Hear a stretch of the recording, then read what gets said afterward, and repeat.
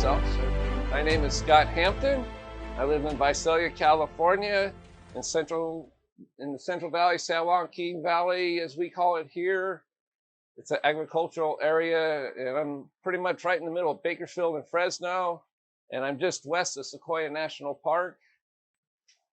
All right, so this is a 10-foot long, or not 10 foot, 4-inch wide, and just shy of 3 inches. It's somewhere between 2 3/4 to 3 inches. Doesn't really matter. Somewhere in there is what you really want. I cut this off a piece of a quilted maple. I don't know how much of that is going to show through on this section that I cut. I've had this piece. I've had a plank. This is off a plank that I've had in my shop. Here's another section of it, just in case I need it.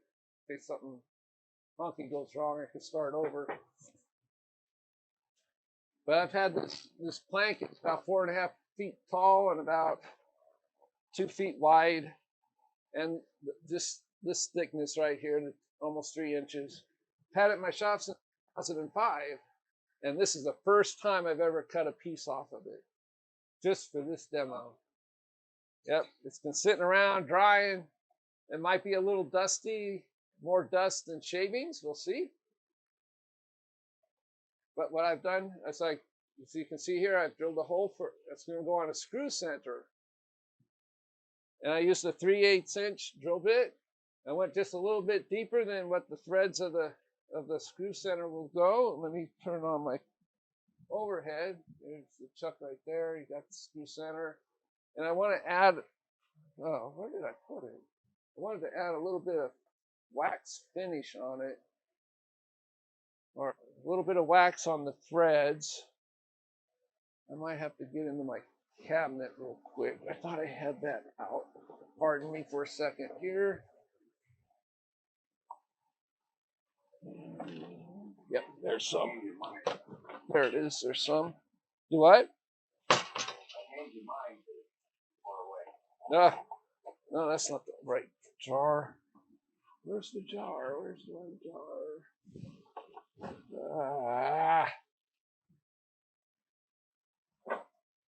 I had it where I could get right to it. Oh, hopefully it just won't jam itself on there really, really tight. It shouldn't be too hard to get off. I mean, it is a big piece of wood. I should be able to crank it if I need to get it off. Huh? Do you have any crayons? No. Well, closest thing I've got is like colored pencils. Yeah, they're made out of wax. I might put some of that on there. I wonder what happened to it. I had a small jar of beeswax. I wonder if I put it in one of my drawers here. Nope, I don't see it. Darn it.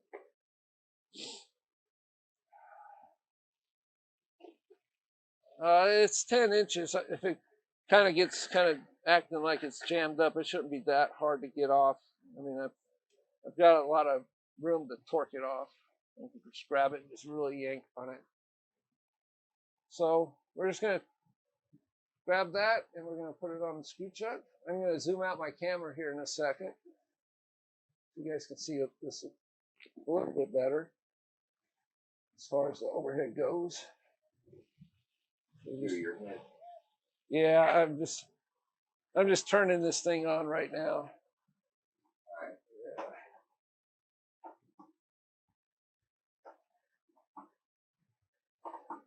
I just wanted to show you guys how much it needs to be seated up against those jaws. I want to make sure it's really good and tight against those jaws. And it'll tighten as we turn it. It's going to get tighter because of just the turning of it. Every time your tool hits it, it's going to tighten it a little bit more, and that's how come some of the pieces get jammed on there. So I really need to get rid of this 4-inch tool rest. I don't think that is quite big enough. Now let's see, should I use my 4 or my 6-inch? Let me grab that one and see if it's going to be big enough here. No, I better use the larger one. Kind of iffy there on the edges. I was turning it, I was going to get too close to the edges. All right, so we just want to get that tool rest up against there, just really straight. Let me zoom this out a little bit. Oh, that's the wrong way. There we go. That's a little bit better, right? You can see how close I am there. I need to. Where's my paper towels here? Pardon me while I turn off my mic for a second and blow my nose.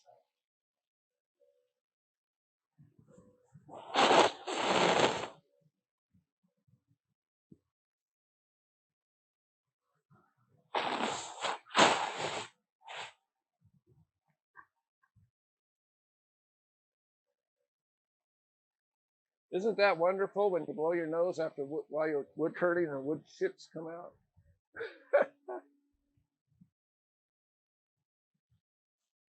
Exciting. All right.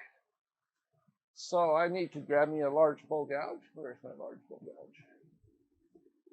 gouge? I believe this is a 5/8.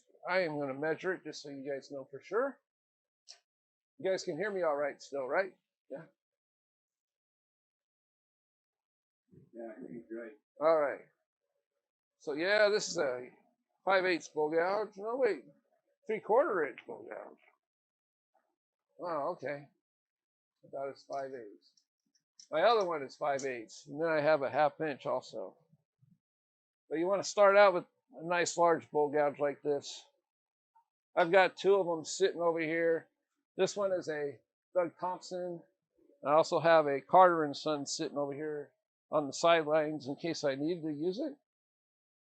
Hopefully they're good and sharp still. I might have to run to the grinder. We'll see how the first few cuts go. So I need to back the tool rest away from the wood just a little bit because I don't want the bevel riding on that lip of the tool rest or it's going to twist on you like this. So you want to make sure that your bevel isn't riding on that top edge of your tool rest. First thing we want to do is, well, let me show you the shape I want to make. Let me grab a marker here. So this is going to be the general shape of it. It's going to have, we're going to come from the end here. We're going to have a little bit of a lip here, just right there. And then we're going to bring it, this is the bottom portion I'm drawing here. And then we're going to have like the bowl for the box. I know my drawing's not all that great, but just to give you guys just an idea of what my cuts are going to be like. And there, this is going to have a tenon here that will turn away after a little while. And then it's just going to follow the same lines. Hopefully we get it as thin as about 1/8 of an inch thin. It's probably not going to be, it's probably going to be more way up here. And it's going to drop down. So this bottom line isn't exactly exact, but it's going to be somewhere in that kind of shape. But this is where the flat part is for the top of the box, and it'll be bowled out here. And we're going to create a shelf, just like we did the other one, so we can reverse turn it. And then we'll grab a piece of wood and we'll create a lid for it. I might have to plug in my bandsaw and cut an extra piece. I don't know if I did or not. I can't remember if I did that or not. So I want to make the lid out of the same wood, but it won't, my bandsaw's sitting right there. It'll only take me a few minutes just to walk over there and slice off a piece of the same wood. So, all right, I'm going to try to do this as I cut because it's not that great of a drawing. So I'm going to smooth out the bottom the first thing. And it's going to sound like a propeller. Oh, we got no sound. No sound? No. You can't hear me? Can you hear me? We can hear you. We can hear you. We can't hear the turning. All right. Let me see if I can. I want you guys to hear this one. So let me see if I could. The original sound. Yeah. I want to get rid of that. Let's see.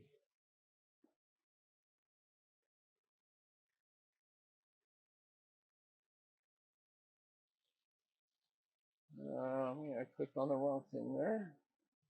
What speed are you starting I'm as fast as I can go, basically. at? My question is because I usually I turn balls around 8,500. I know that y'all turn play fast. I'm just wondering when you say as fast as you go, you're getting up to 2,000. Oh yeah, yeah. For this one, you're gonna need to do that, sort of similar to the cube. Let me show you why. I don't know. Can you guys hear that? Yes. Sounds like a propeller, doesn't it? See, most of what you're going to be cutting is air. And if it's going too slow, it's going to chop this section right here as it comes down. It's going to create a really choppy edge. Oh, You're not going to get a smooth cut. It's going to go. It's basically it's going to, when you're putting a smooth cut, you want to keep that as smooth as possible. And if it's going too slow, there's a slight chance that when you come off the solid and into the air right here, as it comes around, your gouge can just slightly dip in there. Right. It might not cause a catastrophic catch or anything. More than likely, what it's going to do is it's going to gouge out the wood right there, and it's going to take that edge away. And you don't want that edge gone. You want to keep that nice and straight and crisp as you can. So the faster you go, the more smoother the cut. And you're going to come out here, and less likely you're going to run into the less of a chance for your tool to just very slightly slip in there when you come out of the solid wood. Because otherwise you're going to it's going to come around this way. And if it comes around and if it's going too slow and it tilts just a little bit, it's going to get hung up like that. And it's going to cause a chip out like these, like that little chip out there. So we don't want that to happen. So the faster we can go, the better. So I'm going to turn my lathe down all the way. You can bring up your tailstock if you wish. I've never used it on this one because right now I just want to smooth the whole bottom out. That might be a little loud. I don't know how loud that is to you guys.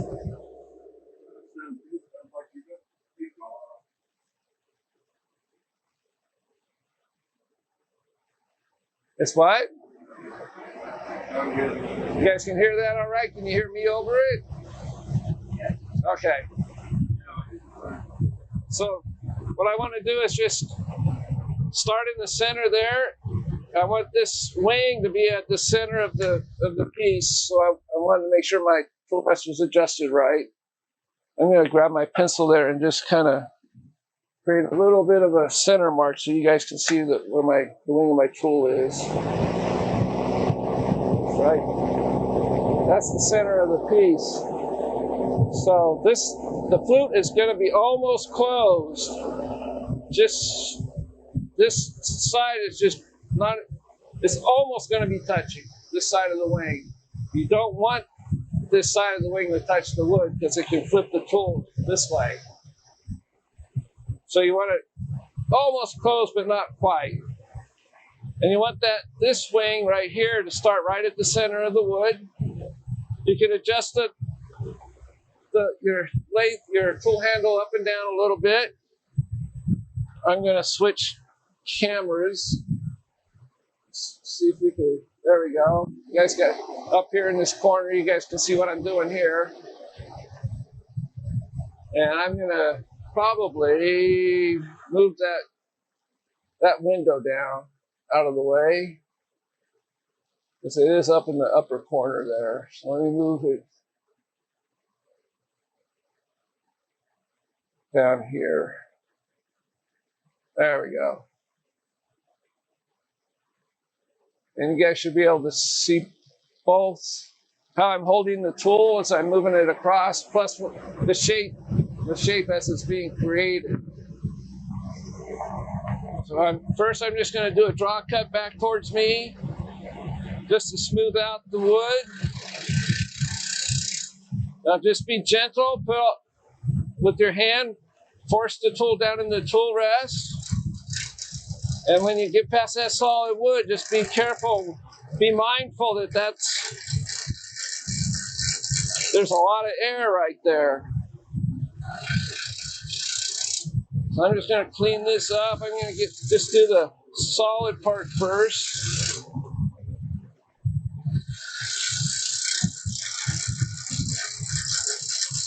And there's no shavings coming off. It's almost just dust as far as what I'm seeing.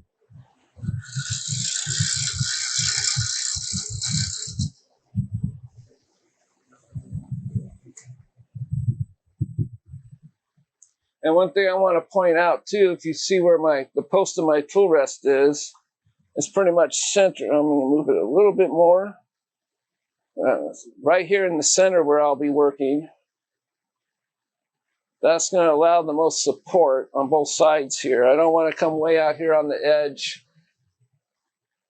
I won't have to because the wood is right there. And this is running a little dull, so I'm going to run over to my grinder real quick and sharpen this one up.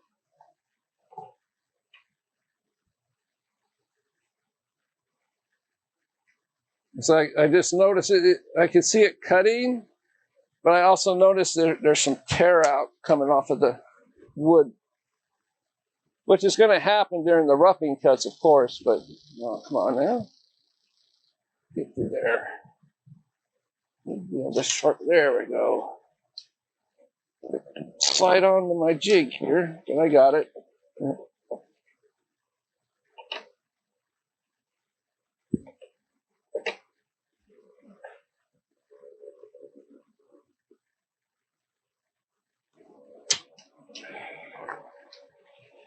Get that a little more situated.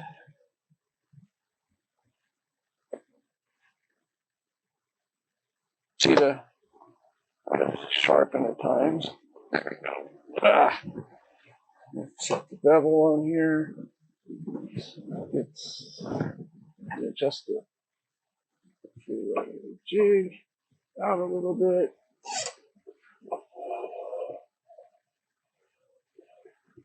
And that's probably not. Needs to come out just a little bit more.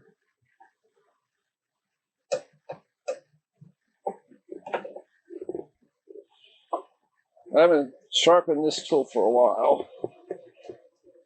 I hardly use it though, so I figured it would be all right.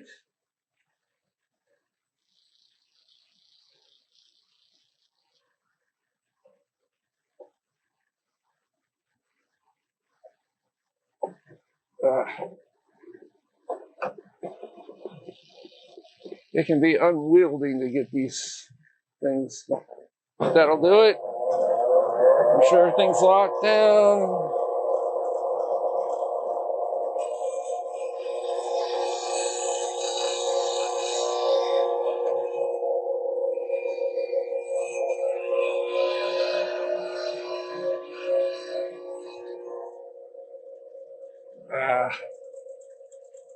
Needs to come forward a little bit. I'm almost done, trust me.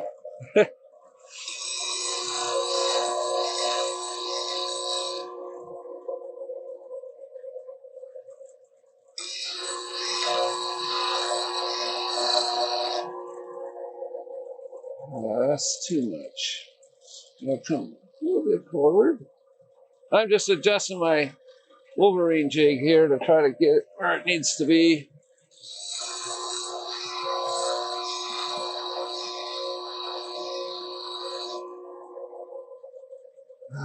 Yeah.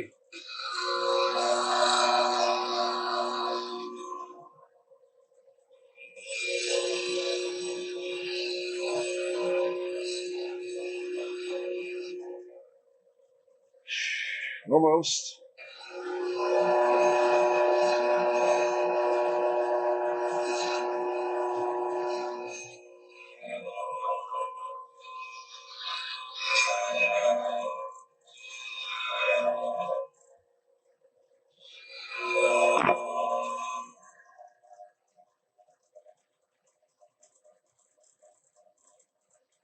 Yep. I need to do a little bit of adjusting on my Wolverine jig. I think it's gotten a little out of whack. Need to work on that too. All right, so you can see my bevels aren't exactly perfect, but they'll work. This is the sharpened edge right there, so it's sort of like it's a little bit of a steeper bevel right there. That's fine for these cuts. All right, here we go. Yeah, that's cutting much better now. It's not so dusty anymore.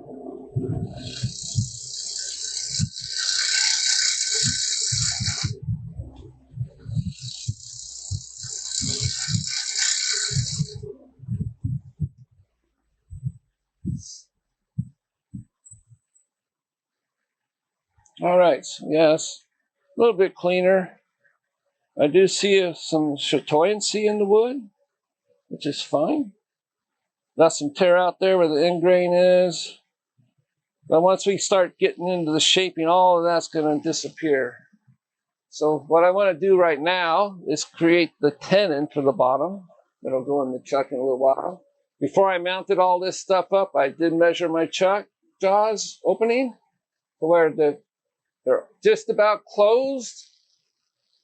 When for this size tenon, you want that tenon to squeeze around as much as possible, a complete circle on your tenon. You don't want it to be grabbing on 4 points. Like, grab this one out. You want your tenon to go all the way around when it's in the chuck. You don't want it to just be grabbing on these 4 points. You don't want the tenon too big to where it's just doing that. So I got my calipers all set up for that. You want to make sure you don't put this into the wood, because it's going to cause these calipers to flip back at you, and you don't want that. So what I like to do is I start further in, like, then I know I'll be off, and then I'm just going to work my way out until my lines match up. So I need to raise my tool rest up a little bit for this. You don't want it to be below center when you're doing this. All right, here we go.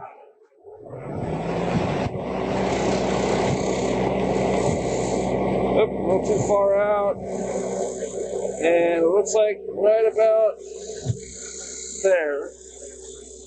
That's where my tenon's going to be.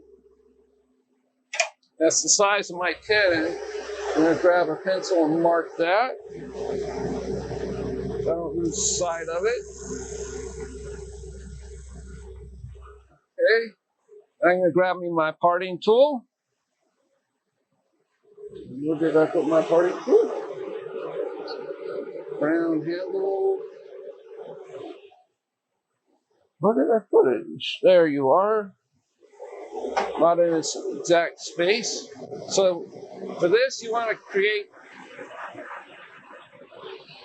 cut the tenon on the outside of that line, not on the inside. You need to remember to put it on the outside. You need to back this up a little ways, because this part of the bevel of my parting tool is hitting the edge of my tool rest.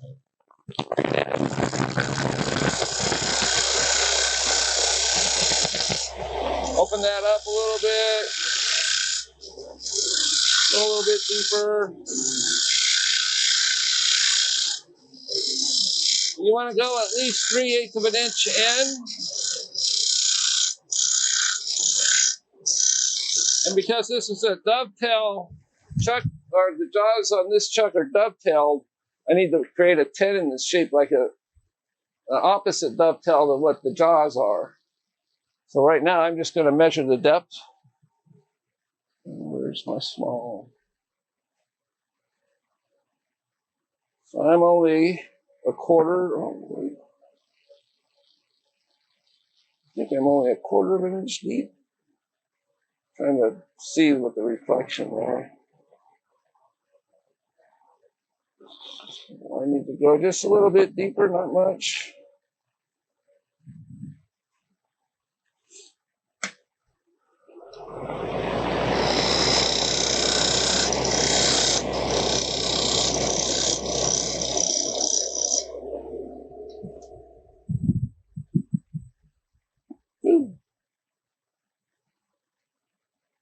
Don't want to go past a 1/2 inch, that's for sure. Go just a little bit deeper. I want the maximum depth of my tenon, but not so much that it's going to rest on the bottom of my jaws and my chuck.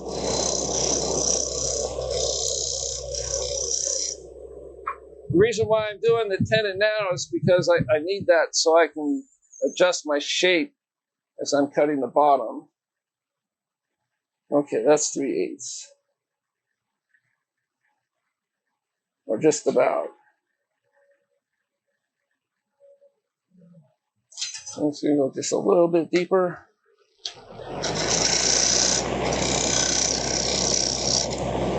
Now, if I go too deep, I can always adjust it later as I'm creating the bottom of it. Plus, that's when I will create the dovetail shape on here. I just needed that so I know where I'm working at. Okay. So now I can start doing some major shaping here. I want to mark where that corner is. Right there. On my tool rest. So I know where the edge of these corners are coming around.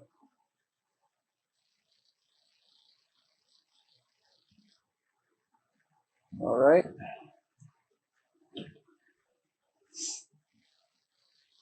So now what I want to do is I'm going to start creating that shape inward until I'm level with to start with, until I'm level to the bottom of the tenon there. So let's get that going here.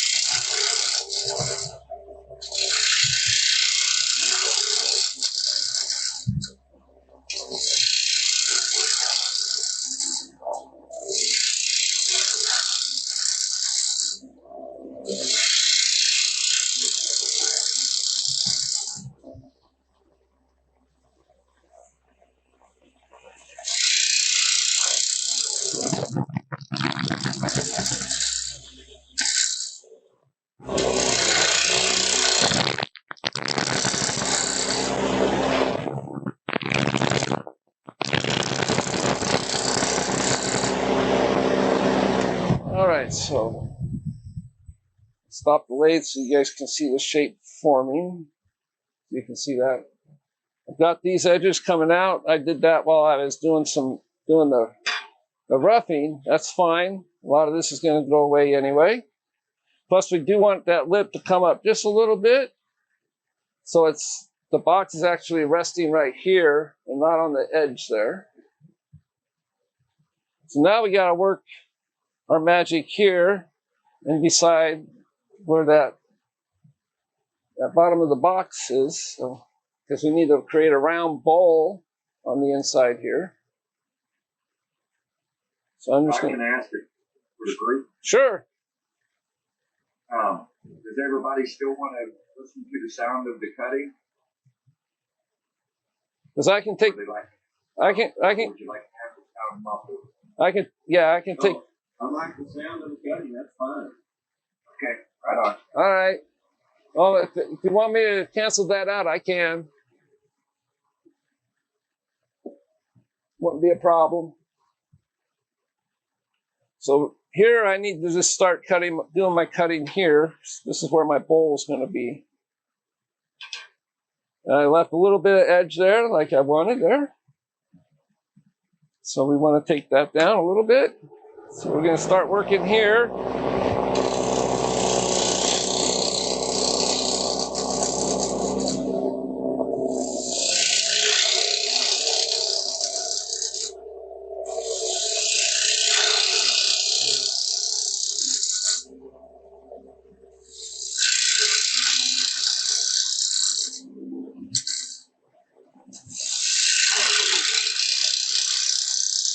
We're going to take a lot of wood away.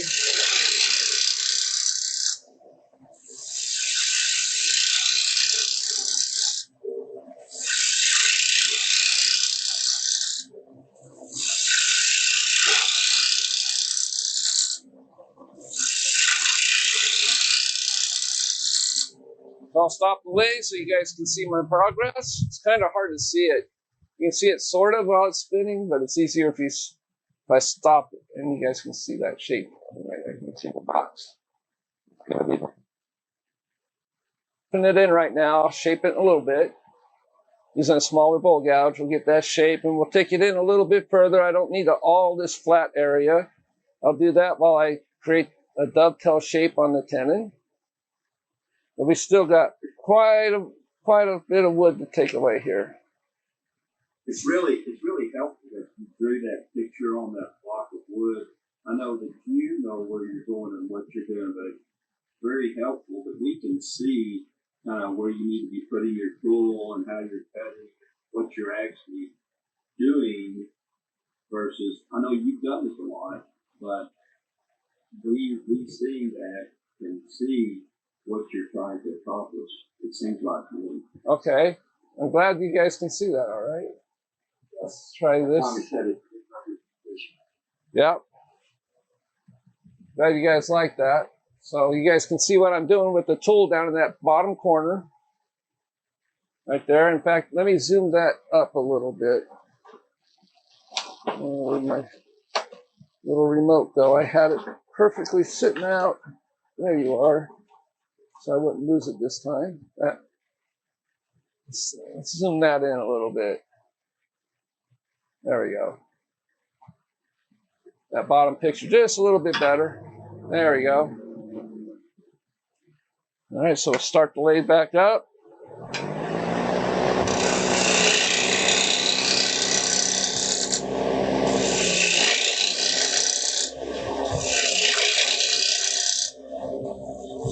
this down a little bit more here.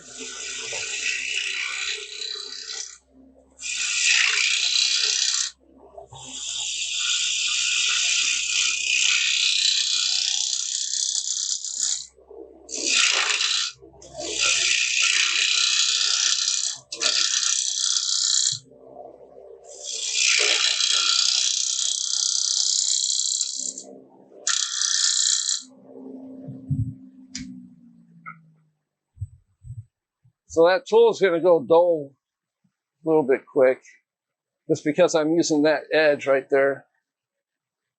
So we're getting there, but we still need to get all the way up into this area right here.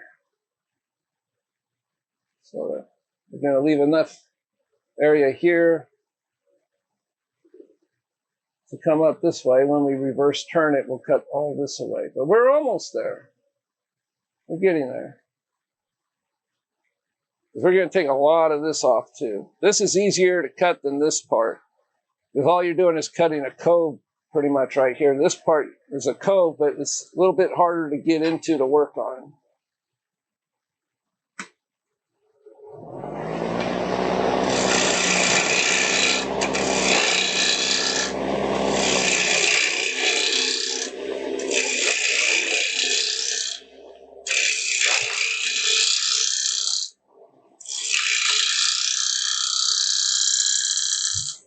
Now I'm starting to do the shaping of it.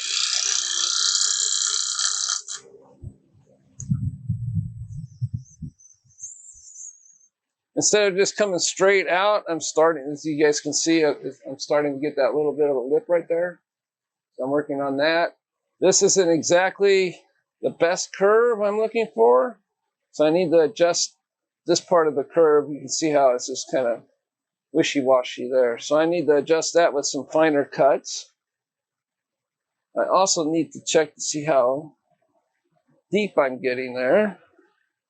Let me grab me my little ruler here. So I'm going to start diving in a little bit further.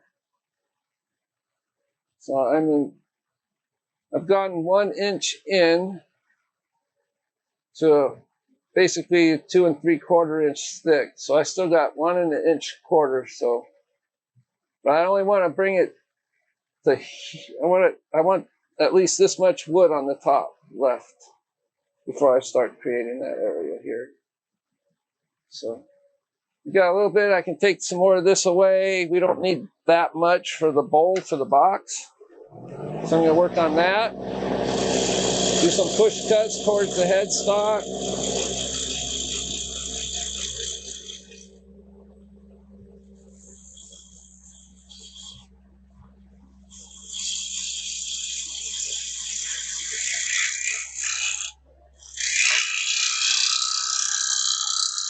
And I'm leaning back and creating that curve.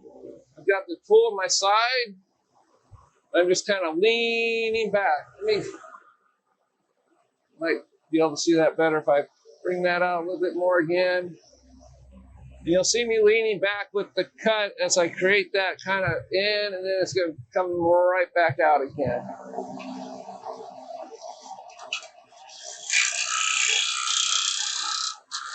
I'm just using my body to create that curve. Now I'm slowly working on that uphill section.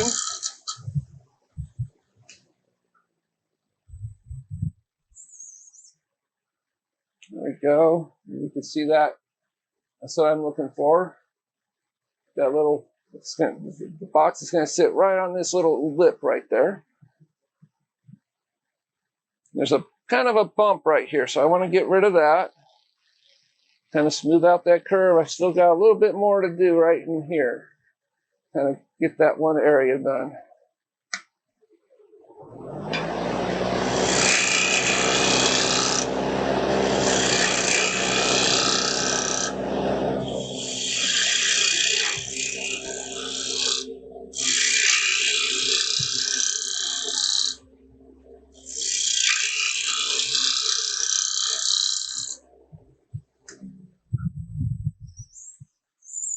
And you're going to have to stop and look, make sure that curve is coming out nice.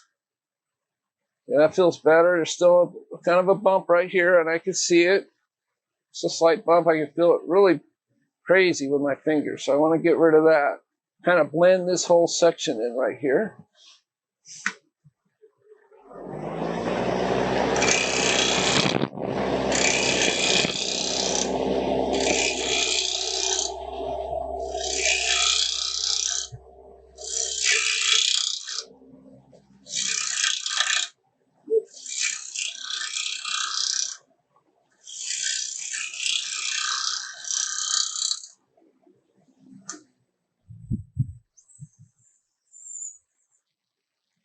All right, so that feels better.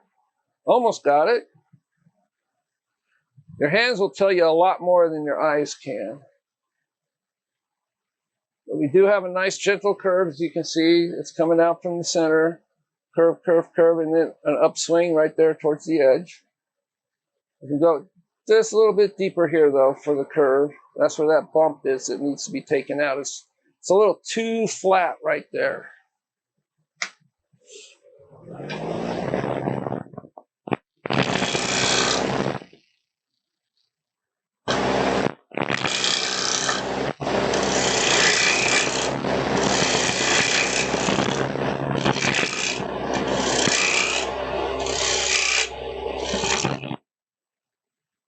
I think that probably did quite a bit right there, just that little bit of a turn.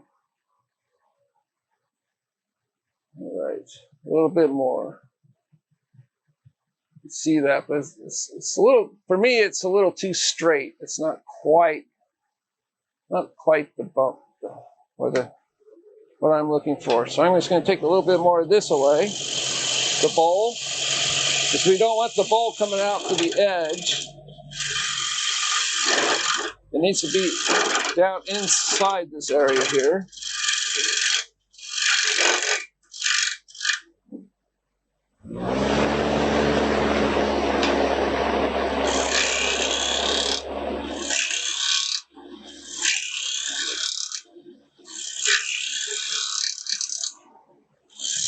You guys can hear that I turned the lathe up a bit more.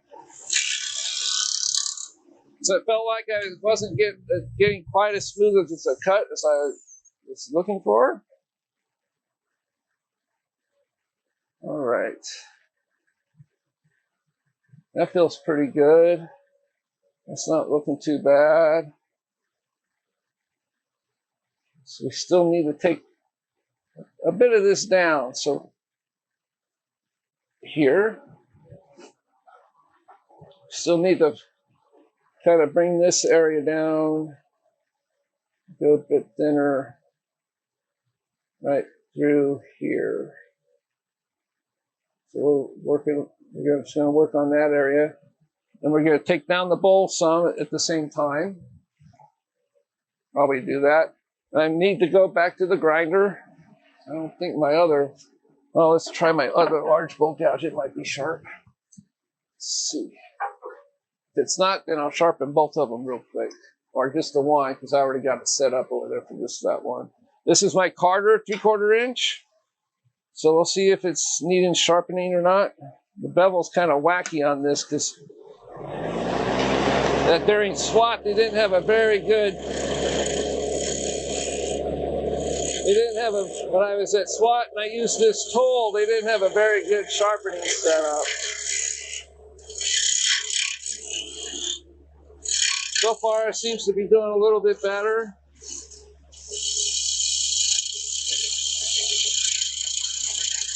But I can feel that it's a little dull.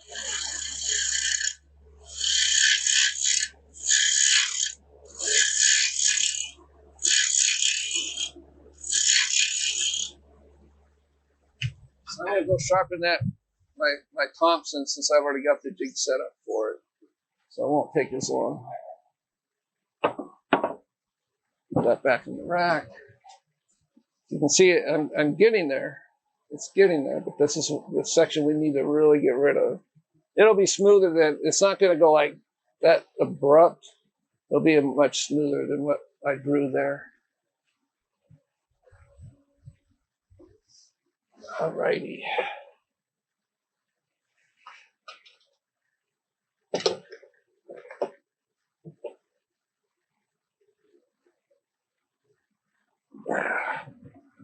Got that there.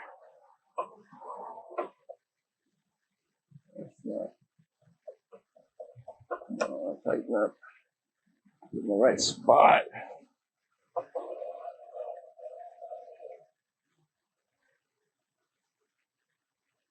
Ah.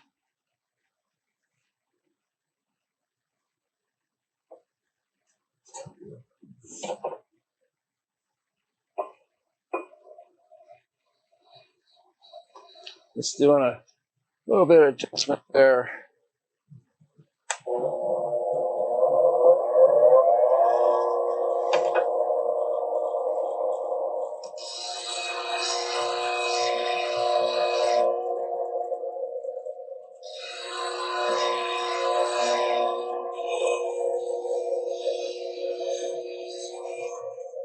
It's not taking it away, is it?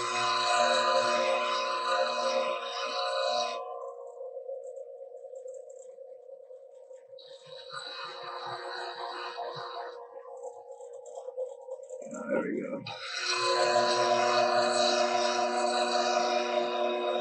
Round over the top, the tip there.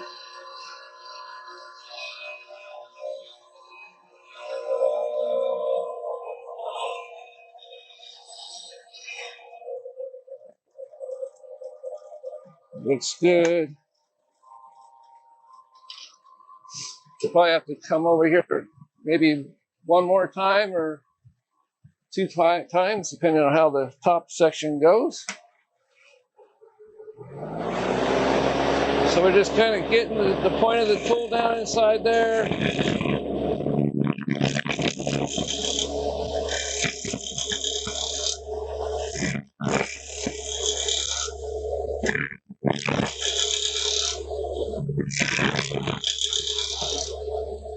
Yeah, we'll see how that's working.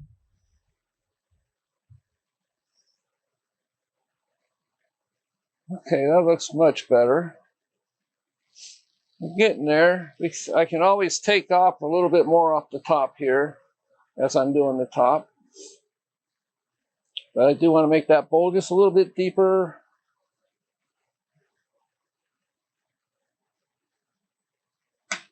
I don't know if I can get my tool in there far enough to do that now. Probably not. It's about as far as I can go with this tool in there.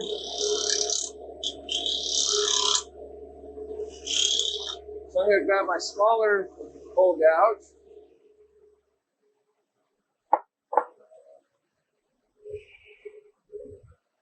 My 5-inch. Hopefully I can get a little bit further in here.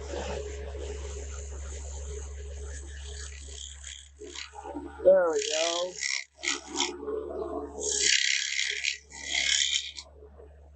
I need to take this off the blade bed there, vibrating.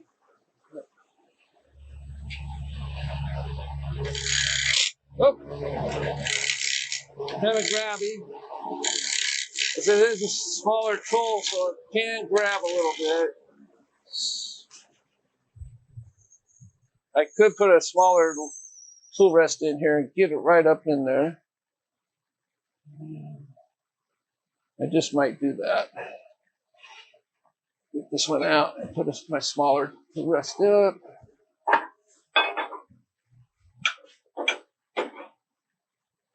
And I could get right up in there like this. Get closer. Just I want to make sure that's centered. Yep. So I can just slide that in there. Get it a better. So it's not so much of an overhang when I'm doing the cutting. A lot less vibration.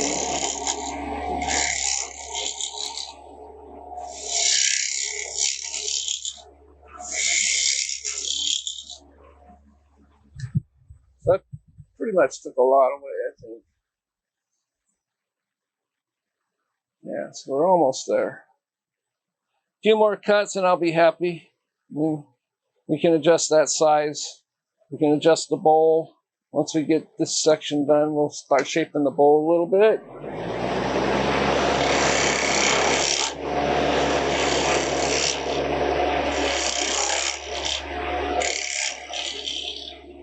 So for this final cut, I'm going to grab my parting tool.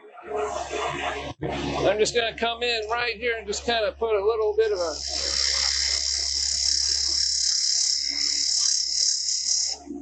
that way the point of my hole gouge isn't rubbing up against the bowl there, and it has a little bit more room to work.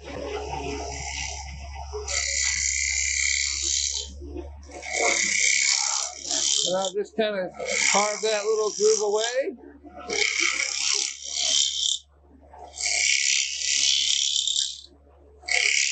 And draw that out. Light cuts. And let's check that shape. We should be there by now. Okay, that's good. That's where I wanted to be. So let's shape the bowl some here. Create that a flat right there. I'll probably take this a little bit further down. First thing. Okay. So I don't have much of a flat there. I took a little bit wood there away. So I'm going to use my parting tool and just make that a little bit deeper. Then I'll take some of the bottom of the tenon off.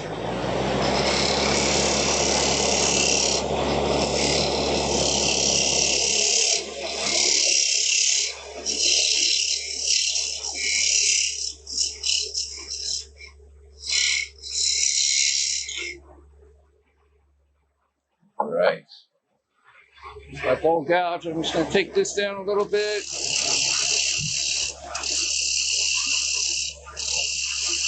Because I made it too deep for the jaws. It would have rested on the bottom of the jaws, and I don't want that. So I'll measure that one more time. Make sure it's only 3/8 deep.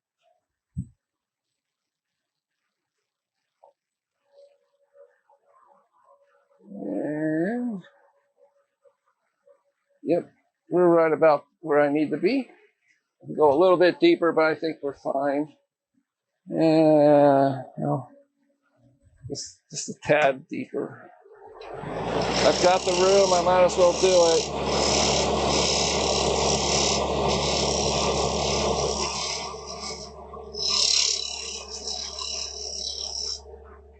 All right. Now we want to shape that into a tenon. Well, with a dovetail, I'm going to use a detailed parting tool or parting tool, spindle gouge. I'm just going to bring the point in. It's a little too high. And when you got something like this spinning around, you really don't want to adjust the tool rest while it's running.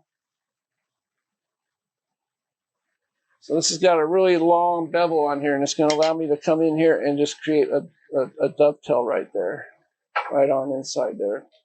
Make sure it's on center. Let's drop it just a hair more. I know it seems a little fussy, but it's better to do that than have a failure. All right. Watch your fingers.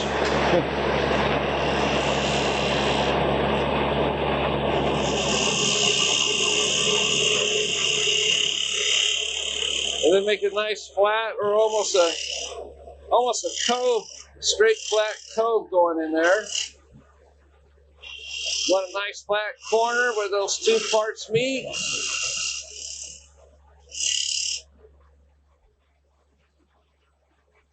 Use a little bit more of a dovetail, not quite there yet. And that looks pretty good. A little bit more. That's good. I want to measure that one more time, make sure it's only 3/8. So I did take a little bit more off. So as long as it's not 1/2 inch, I like it between 1/4 inch and 1/2 inch. It's a good size depth for your tenon. All right, so now we can start shaping that bowl. I've got my smaller bowl gouge here, and we'll just start rounding that over. Need to adjust my tool rest here.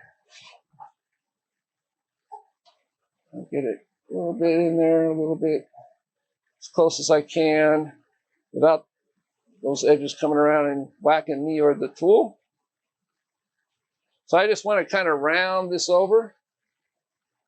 So I'm going to start, I can take a little bit of this flat away, but then I'm going to start rounding it over and make it a little bit deeper this way and make this a little bit more narrow as we round it over.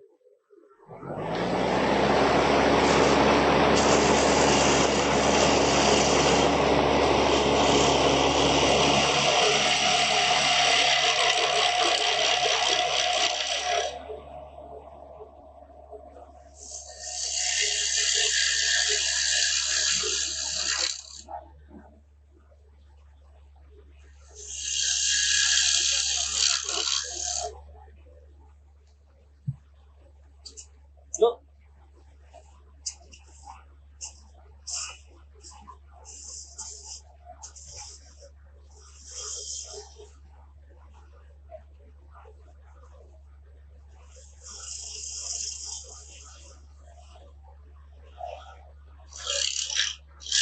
Clean that area up.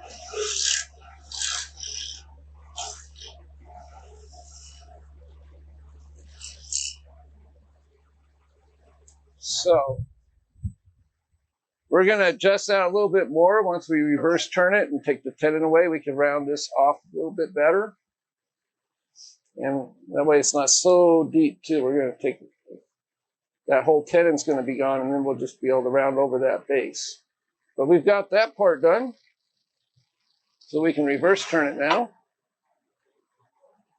Now if we were to power sand this, let me see if I, gosh darn, where did I put my box of sandpaper for?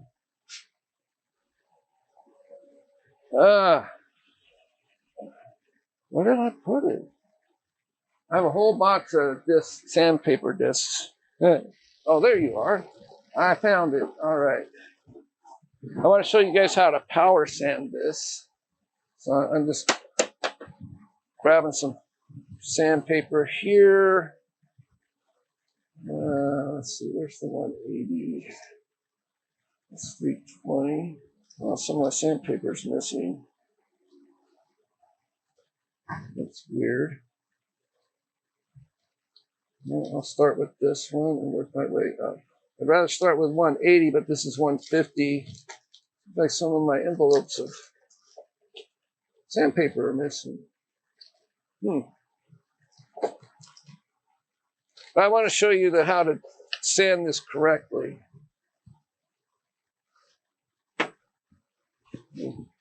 Grab my drill here and some sanding pads.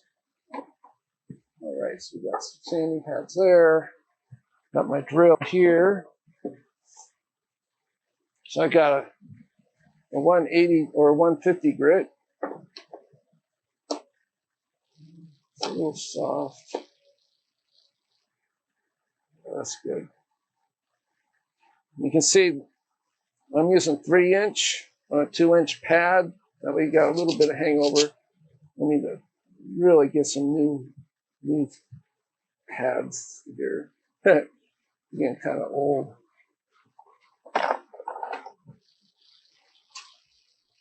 And there's a way you should hold the drill while you're power sanding so you're not rounding over one corner of this. So if you got it at the wrong angle, move a couple of tools out of the way so I'm back off my tool rest. All right, so let me switch over. Oh, adjust that. Okay. All right. So if you got your pad at an angle like this and it comes around, it's going to hit this side, and what's going to happen is going to round this over, and this part's going to stay sharp. And if you put it this way, if you got it angled too much, it's just going to skip. It's going to fall in there and it's going to hit. So you need to work on this side of the sand pad, just directly across there, straight across, bring it across this way, just like that, as straight as you can, so you're not rounding over this edge right here. You want to keep it nice and crisp. So we're going to turn down the lathe some. You still need to have a little fast for this part so it doesn't skip around while you're sanding this. So.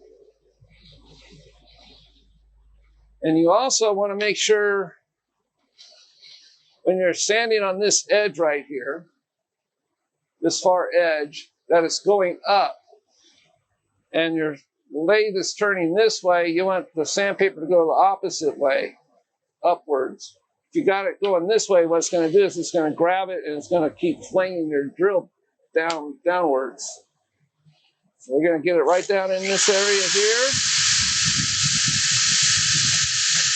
Nope. That came apart quick. Let me get another sanding pad thing here. That did not hold very well.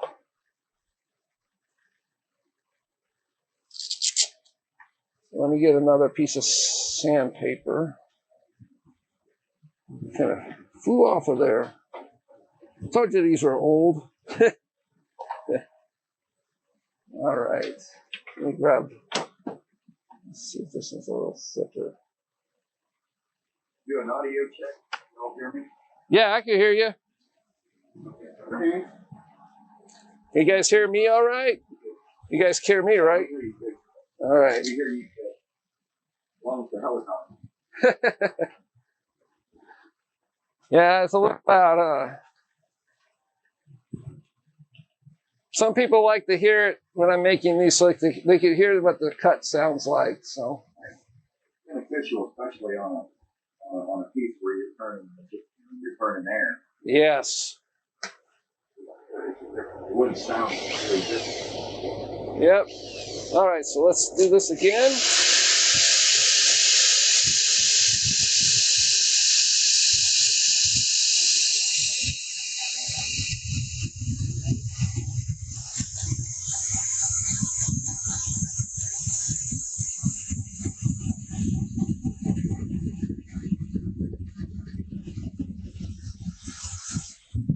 So I'm going to turn down the lathe and just see how well it does better. It might do better at a slower speed. It might not be so grabby.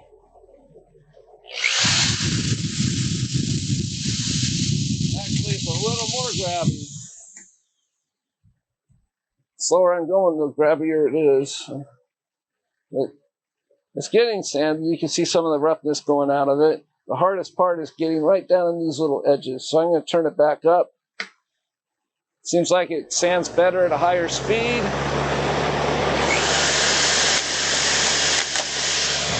Well, I'm going to stop there. This one just doesn't want to work out.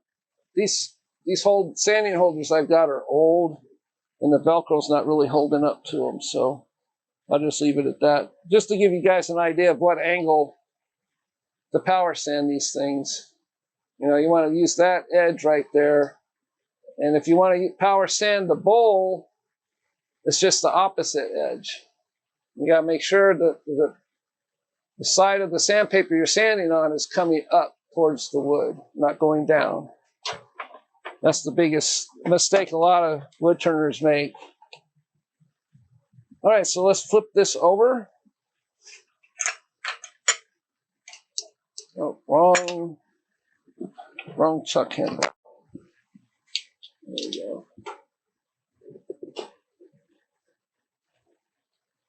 Oh, wait. I forgot it's screwed on, huh? Ah, I thought it was on a tenon. My mistake. All right, so we need to lock it. Spindle. There we go. Come on now, don't do that.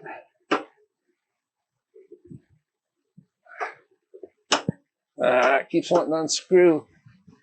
Let's see if this will help. There it goes. All right. It didn't stick. It wasn't jammed on there. We just had to get the right leverage going here.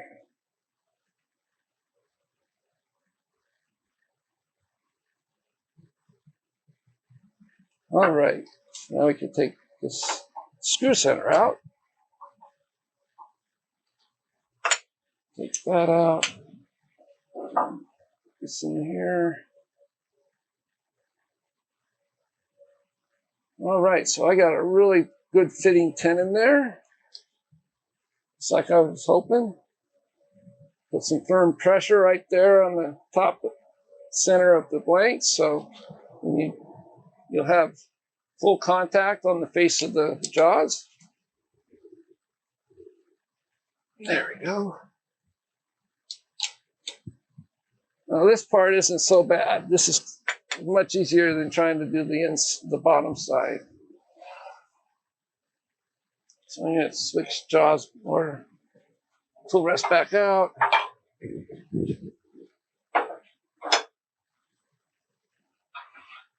Right there in the center. Well, first I need to bring it out. Yeah, maybe I should just use that smaller one. This is more done in steps than the backside was. Because you need to start cutting right in this section here, and we're just going to work our way till we're nice and thin. We're just going to get that there. Make sure it's not going to hit when it swings around. Make sure your tool rest is good and tight. You don't want that to accidentally fall in there. And these marks are already there from the previous box, so I'm just going to match those up at the corner of that. So I know where that corner is swinging around at. Right where that edge is, right there. All right, so grab that 3/4 inch bowl gouge again. You can use smaller bowl gouges, that's not a problem. It just takes a little longer to do the cutting.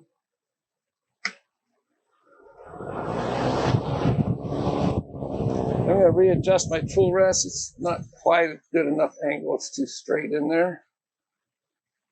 I want to get it a little bit more of an angle that way. It's a little too close for my taste. There we go. So we're just going to start creating a cove right there.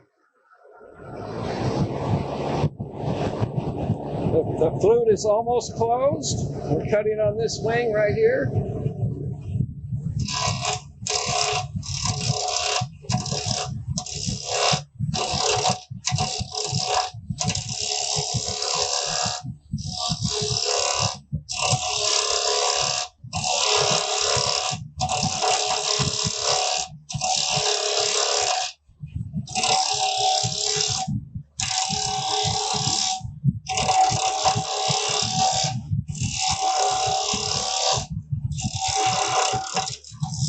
I was taking too big of a cut right there, so it started vibrating.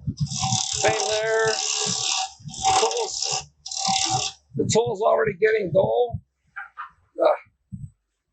I can feel it. It's just jumping around a little too much, a little too choppy. You can see how it's grabbing and taking pieces out of it. I need to go back to the grinder. Woohoo! Yeah, it should be very well adjusted by now. I've already sharpened this twice. So I should just be able to put it in the jig and a couple of swipes across and it'll be good to go.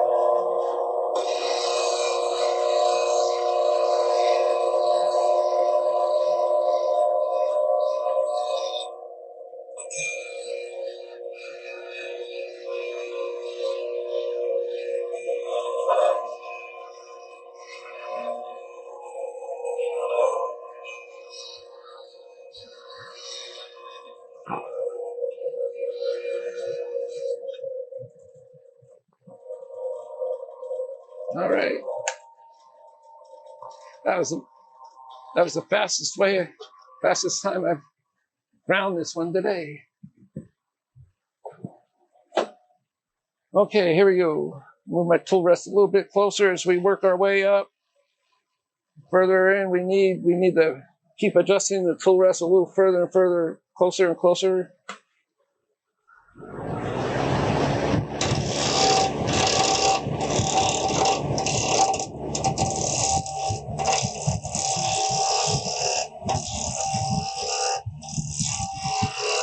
Trying to find that sweet spot.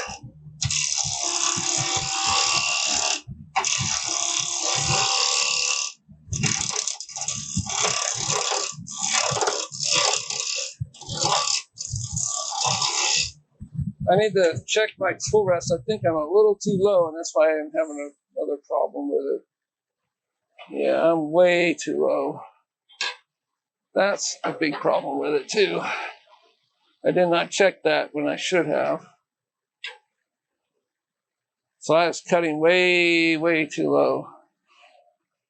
So this should fix it.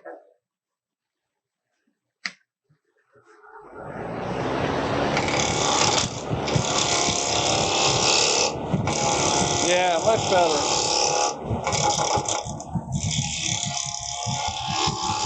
Always remember to keep your hand behind the tool rest when doing this kind of box. Last thing you want is to have your hand get jammed in there.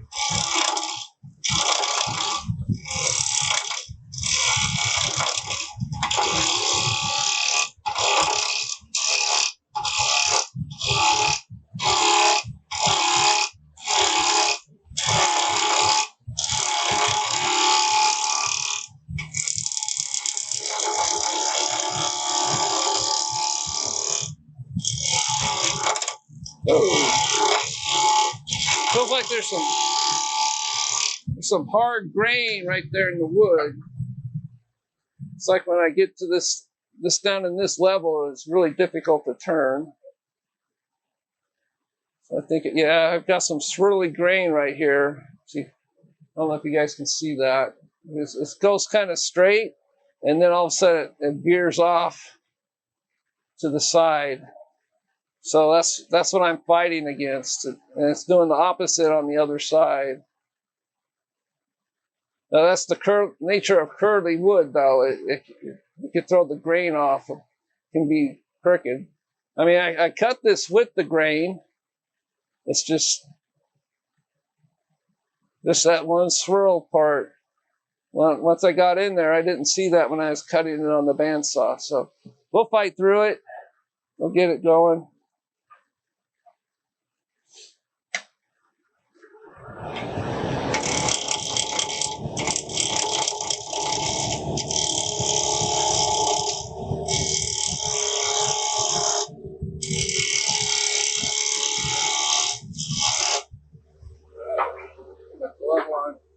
That wood is starting to burn my hand. I'll put my glove back on here.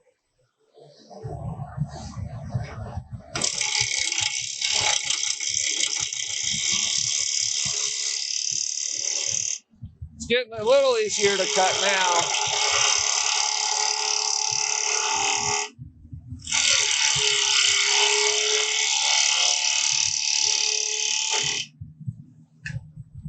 So I can see right here how thin my piece is getting. I can also see the marker marks there. So we're getting there. You can see the shape starting to take place. You want to try to match that curve, that same bottom curve with the top curve, and we're getting there. And then we'll do the upswing here too, where it kind of creates an uplift on this side, following that curve. These are all just roughing cuts, of course.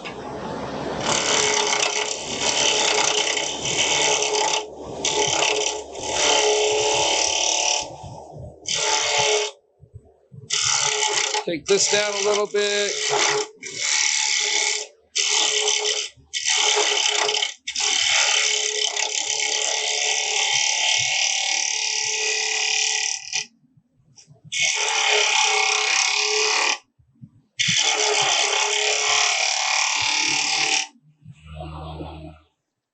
I'm going to switch. There we go. As you can see, I'm doing the tool control here.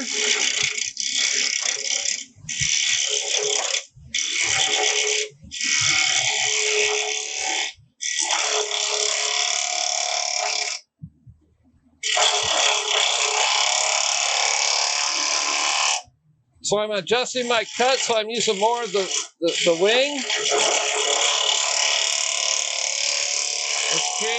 It's going to create a smoother cut. It doesn't cut quite as fast, but it is creating a smoother surface. So I need to adjust the full rest in a little bit more again. So we're getting that shape there. We got a little ways to go before we're thin enough, but we're almost there.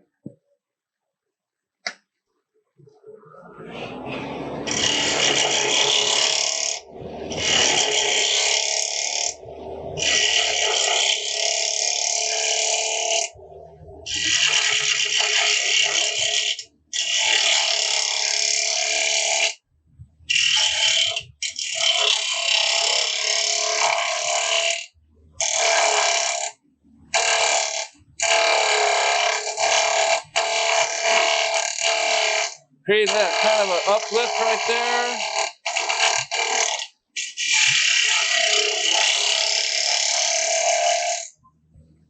So let's see how thin we've got it. All right, so we're almost there. I'm starting to work on getting this part. So it's kind of uplifting away from here and then doing a backwards curve and up.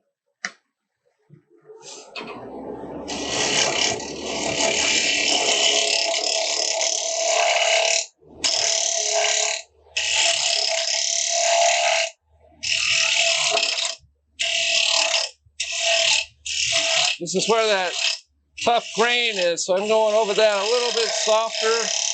Not trying to rush it as much.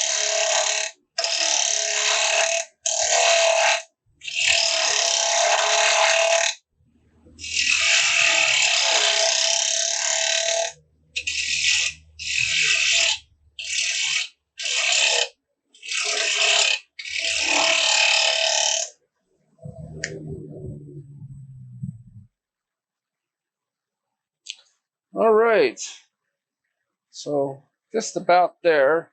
So what I want to do is I'm going to try some push cuts using a smaller full gouge. See how that does? Sometimes that helps create a smoother cut. It's kind of backwards, but sometimes you'll get a better cut doing it going the opposite direction. Just right here, I'm not going to try to bite into the edge. I'm going to start to cut on the inside and work my way towards the center.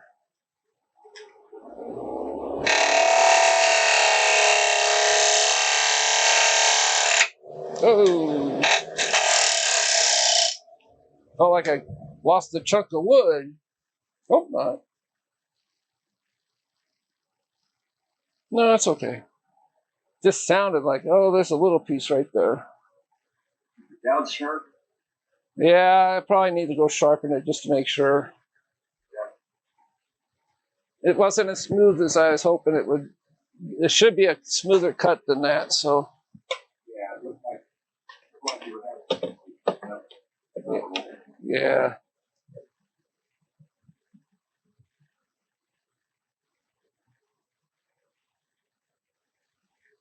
There we go. No, my time boxes, that's what I do. All the way through.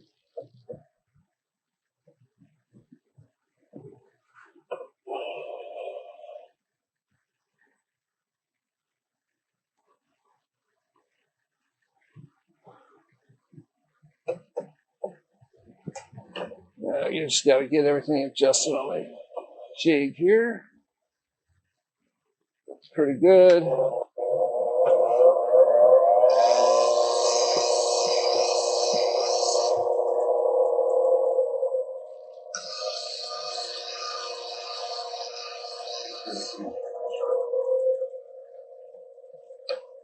Yeah, I need to put my camera back over here so you guys can see what I'm doing while I sharpen.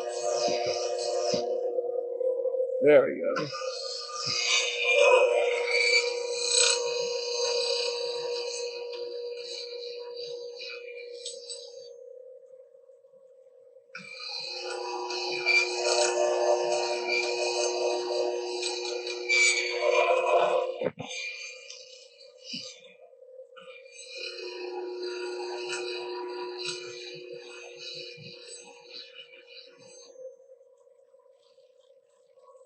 Almost.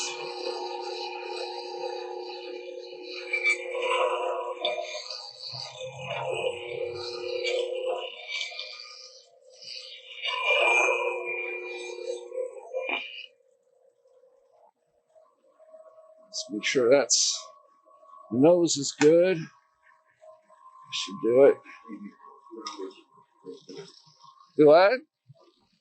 It's maybe 2 hours by. Has it already been 2 hours? Yeah. Oh, man, didn't realize that. All right. You're good. Oh, let's see. I think we started this one at 140. Yeah.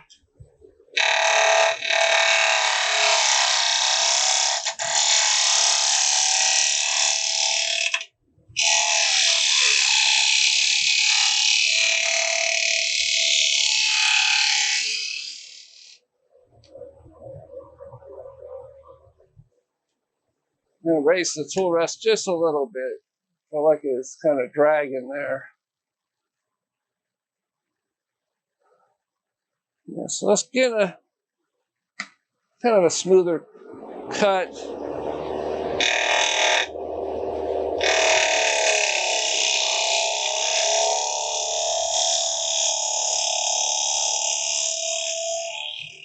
See how that cut did. Yeah, that's much smoother than the roughing one. So I need to come back and just clean this area up. So I'll just use a scraping cut to do that.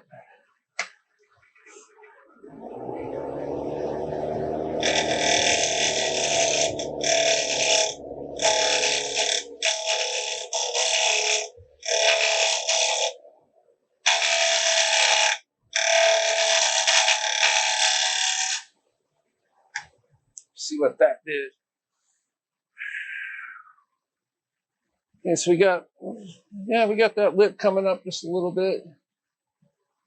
Just a little bit more of this.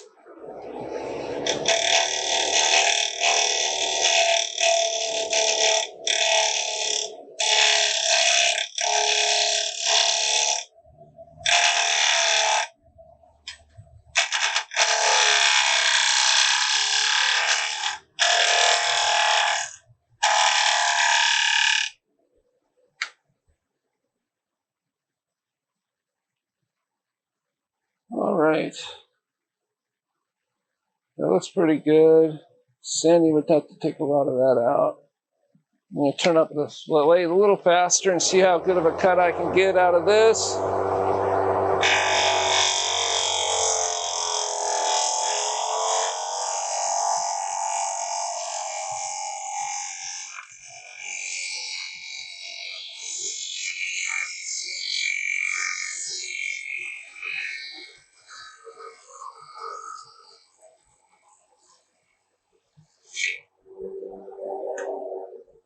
Now you can see the difference when I turn the lathe up quite a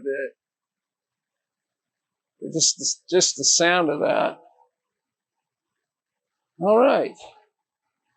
I'll probably do one more pass because there's a little bit of tear out right there. I'm just going to do this section right in here. I'm not going to come all the way out. So I'll just pick up a cut right up in here.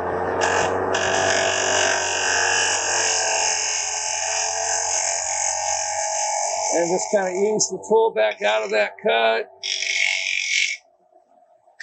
See if we got rid of that tear out. No, that's actually, that line is inside the wood. There's nothing I can do to get rid of that. Same on this. Yeah, but that's, all right, so I need to just pick up that cut right here and go all the way to the top. Nope.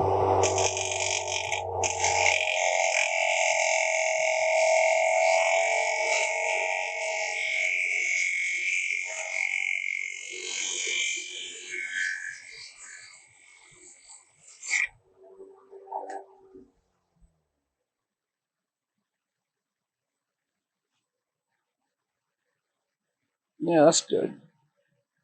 Got rid of that tear out in the lines. So what I need to do now is I need to bring this, start a cut in here, and bring it around over.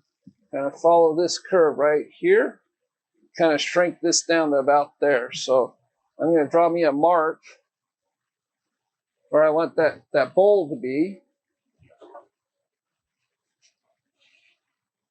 So I'm just eyeballing it here so I know I'm not going to go through the wall.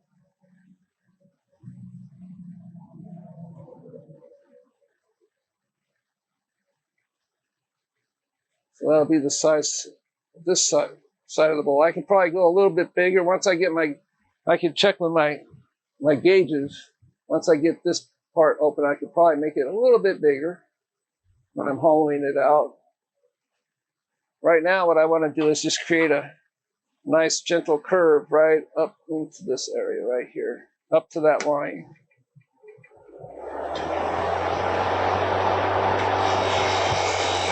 Just nice light cuts, and then you swing the handle around.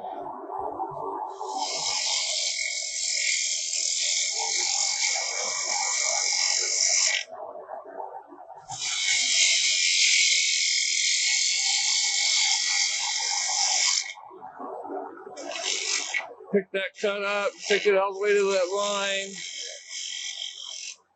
Yeah, we'll check, see how that curve formed. Looking at the silhouette or the horizon, it looks like there might be a little bit of a bump right in here. Yeah.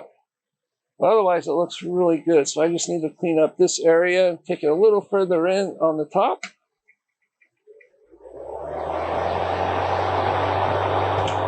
Just kind of pick up that cut. Go a little bit deeper of a cut while you're swinging around the tool handle.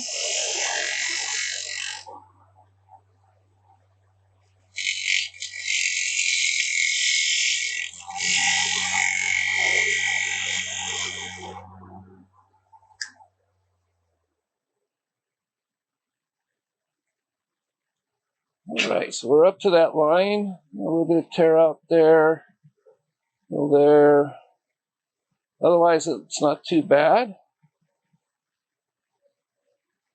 See if I can do a shear cut across that face using my large bowl gouge and just kind of clean that up, get rid of some of that roughness. So when I do this, I'm just going to drop my tool and take it across. I need to drop my tool rest a little bit to do this. I'm going to show you another tool too in a moment that you could do this with that I really like, that I bought a while back. And it's really nice for doing shear cuts.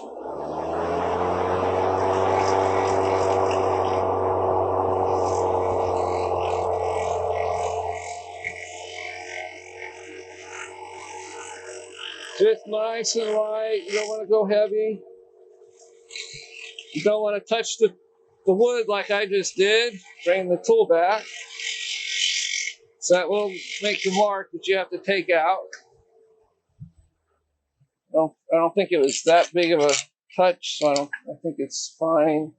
As you can see how much smoother that tear out has disappeared here. Let me grab that other tool. These are called, where's the one I need here? That's the wrong facing one, but I'll show this one too. There you are. These are called Tracy Owen, for the lack of a better word, crown shear scrapers. And this one is, I'm not quite sure. I think it's for a bowl if you want to go backwards, or if you're doing the underside of a bowl on this side and bring it around that way. But I generally use this one the most. As you can see, it's made out of half bar. Here's the thickness of it, and then it's just ground away. And this allows you, instead of, say if you had a scraper, a lot of people do scraping with a gouge or with your average scraper. But to get a shear scrape with a regular scraper, what ends up doing is you're tilting it up and you're riding that sharp edge right along your tool rest, which is not very supportive, and it can cause a jerkiness as you do that cut across there. If there's any little bit of a dip or even a little roughness in your tool rest and it hesitates, it's going to show up on the wood. So these are great for this because it helps prevent that. And it's just the same. It's got a burr on the end, bevel, and you just have it at level. And you just take it across just like that. And this should work very well for this. So we're going to give it a try just to see what kind of a finish we could get off of this.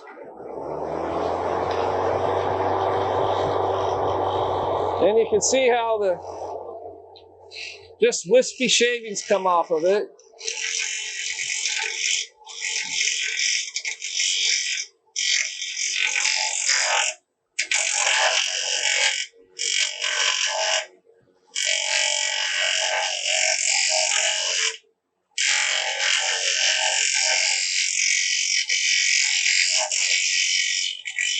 And you can go back and forth with these tools.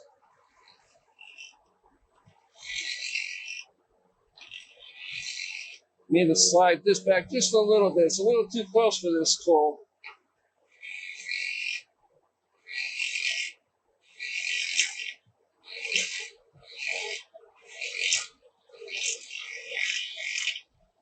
And we'll see what kind of finish we got off of it. See if it got rid of any of that torn grain.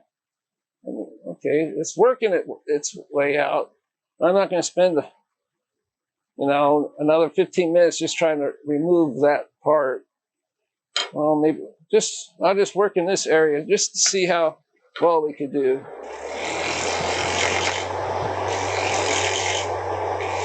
The rest of it looked pretty good.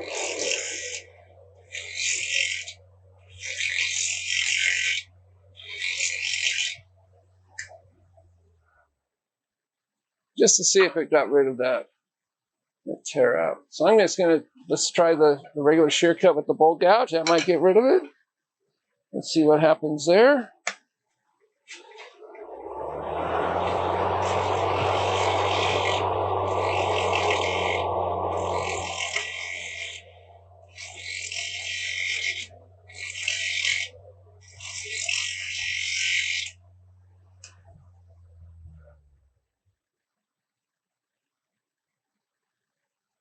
And that did a little bit better job. That's sandable right there. All right, so what we want, for all these marks, remember I drew on it a sanding block to get rid of all that. When you sand it, you're going to want a sanding block and just clean all this up anyway while you're doing the final sanding. So this would all come out when you do the sanding, so I'm not worried about that. These are all just test pieces.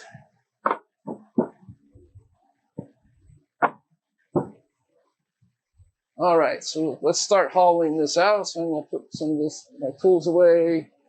I don't need my large bolt gouge anymore. That is done. All right, so I've got a small bolt gouge. And this is kind of like faceplate working. Because when we started this, it was a plank. It's kind of cut like a bowl blank. The fibers are running this direction. They're coming around. You got end grain coming around, just like a bowl. So using a bowl gouge is the most common sense to use on this.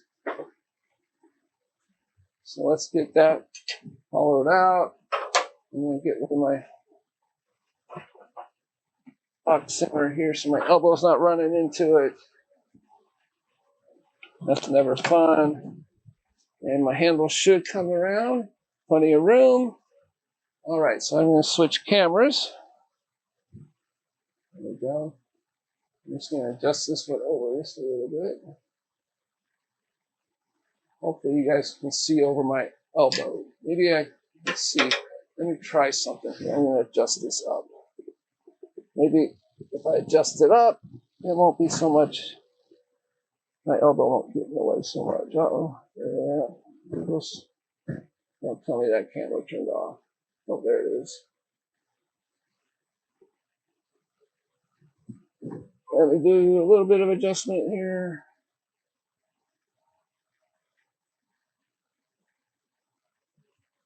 This might help keep my arms out of the way while I'm doing this. You guys can see a little bit better in there. All right. Looks good. Yeah. All right. So at this point, I can turn the lathe down because I'm turning in solid wood. So it's just like turning a bowl.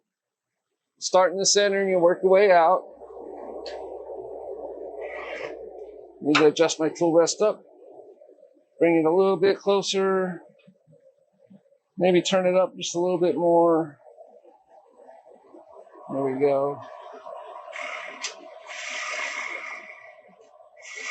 Right now it's just like turning faceplate work, bowl turning.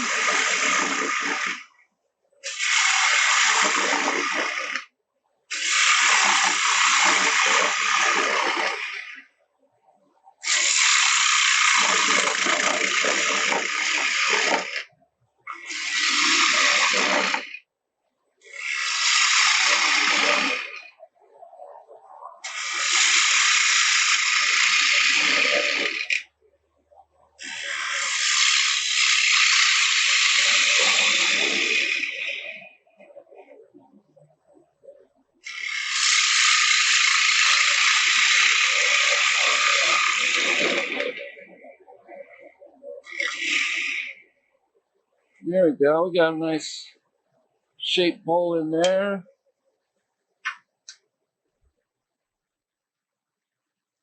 See how that feels. I can go deeper if I want. Let's try that a little bit and just go a little bit deeper with it. I gotta swing my tool around a little bit more.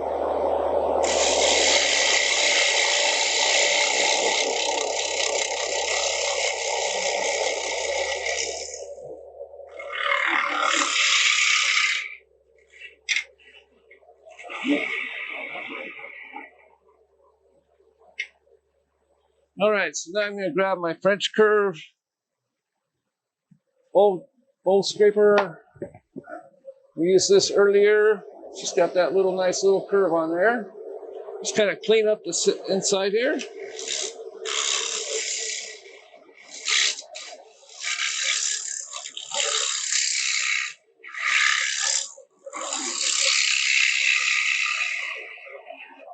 Nope. Just noticed something, the way it was cutting. I forgot to raise the tool rest some. So I'm dropping the sharp edge down on an angle with the handle up. That's how scrapers work. That's better. Much better shadings coming off the burr.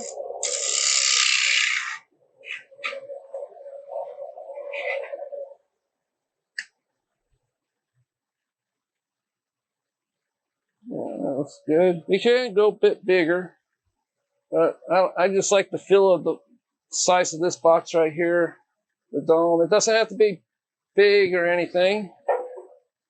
That's just good enough for today's work. So now I want to make another. I'm going to come in with my parting tool, just a little above center. And I'm going to create another straight-in shelf. That way we can reverse turn it. So we're just going to go straight in.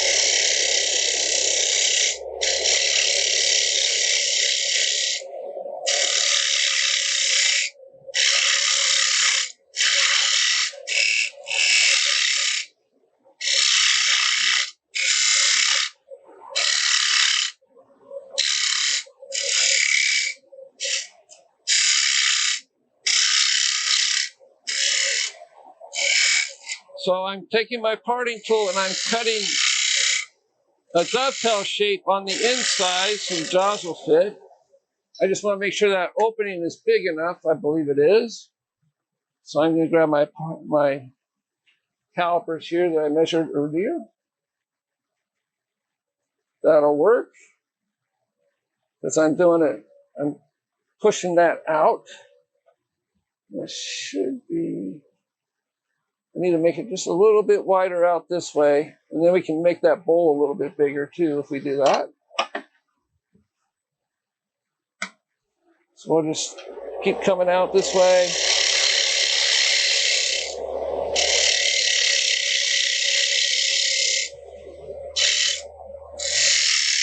Dovetail that shape in there. Put a flat.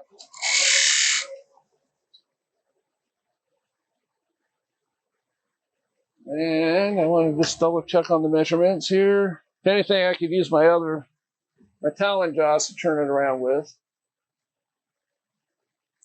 All right, yeah, that'll work. They'll fit in there. If not, I'll just use a different chuck.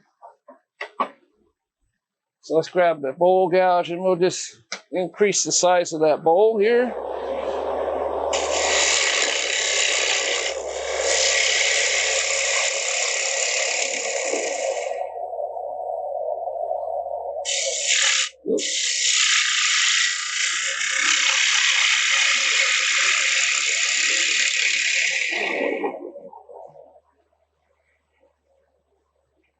Grab that scraper one more time, raise the toe rest up. Go.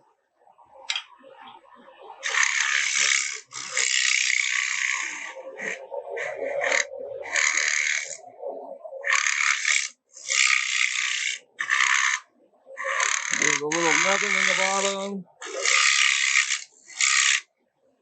And I think I kind of messed up the shelf here just a little bit. So I'm going to come in and clean that up. Make sure it's nice and flat. There we go.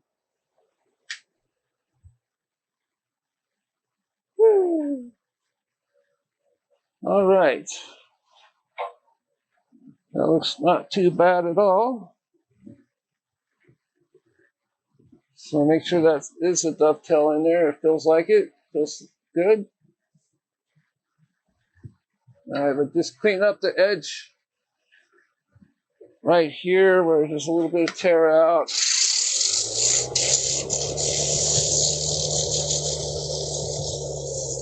Turn that down. Otherwise you overheat your sandpaper.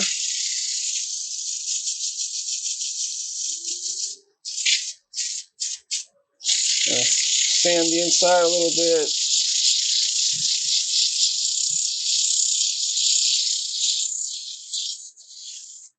Let's not go crazy today, the sanding.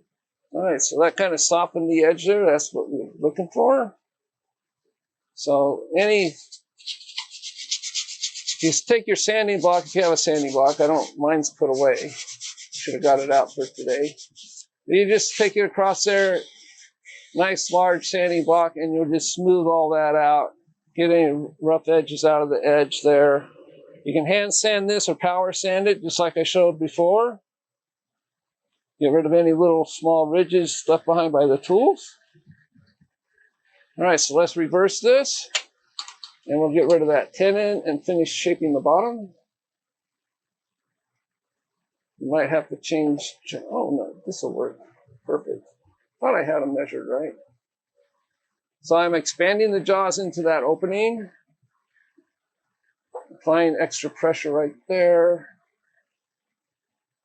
Snug it up. Not so much you're gonna hear a pop. That's the last thing you want to hear. I'm gonna grab my lathe center here. Use it while I can.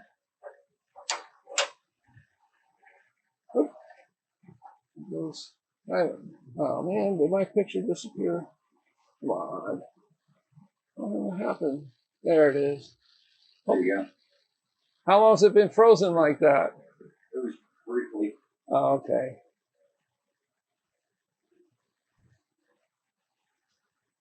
So let me bring my tailstock up.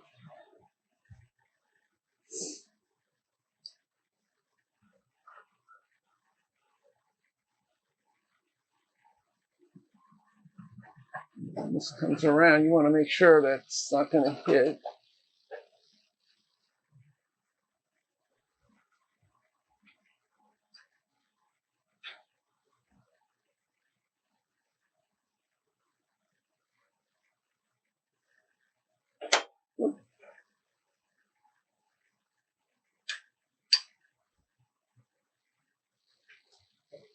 Now my tailstock doesn't have a point in it at this point. This is just for support.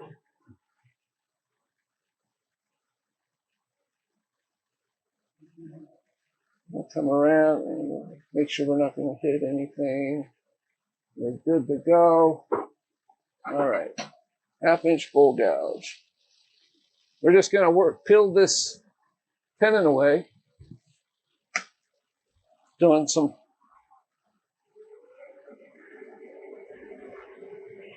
push cuts towards the headstock, just going straight in, using this far wing of the tool with the flute almost closed.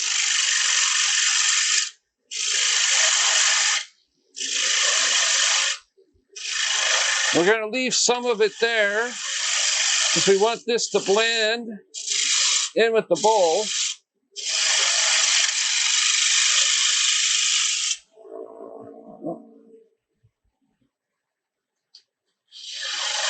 Take this down a little bit. Do some final shaping here. Want to get this nice and round with the bowl here. And we're going to come back and do scraping cuts. Help shape that a little bit better.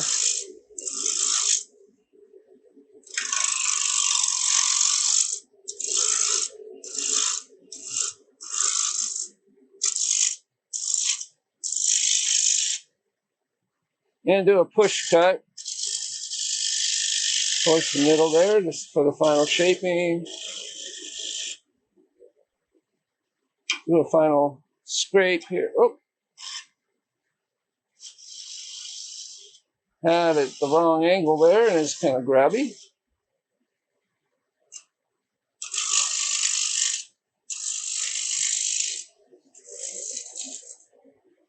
And I can back this out now. I can finish it up.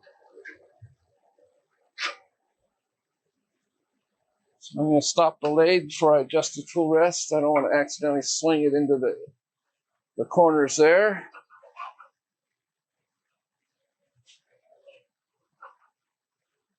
There we go. Turn it up a little faster.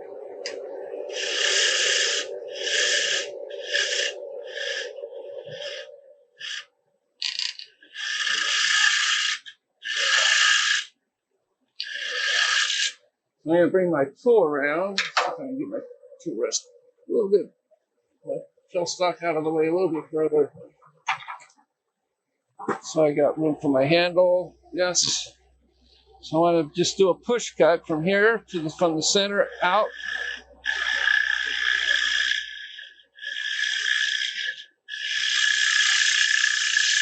And do a final shape.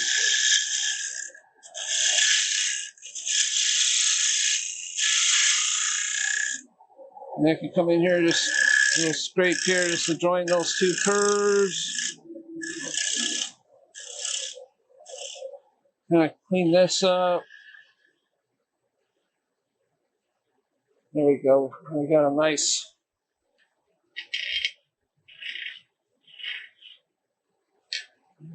clean that up just a little bit with a push cut. Sandy usually would take care of that.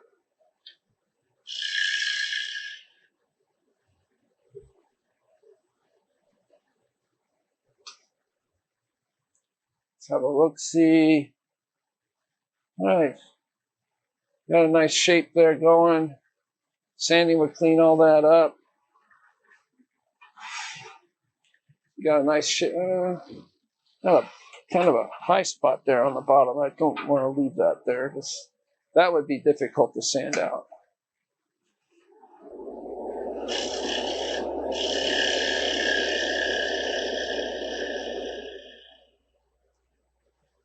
There we go.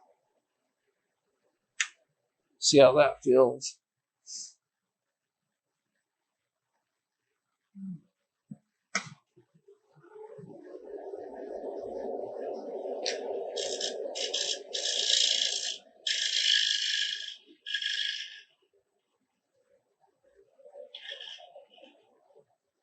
And that should probably get rid of anything that,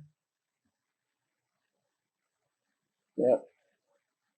All right, so we got the bottom all done. And what time is it? 3:30. Oh, 2 hours just for this piece. All right, so we've got this part. Nice little dished out in the middle there. Nice little shape there. Oriental type shape. Now what you do is create an Oriental style top on there. And I am going to run over to my bandsaw real quick. See if I can turn that on. Do a real quick cut. You guys don't mind, and just need to cut a square blank out of the same wood.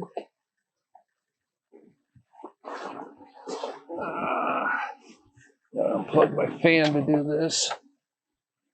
Is that my fan? Oh, that was my grinder. Okay, that's fine. I will plug that back in a moment.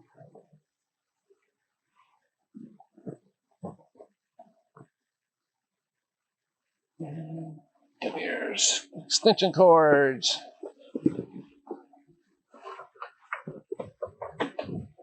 Wish you guys could see what I was doing.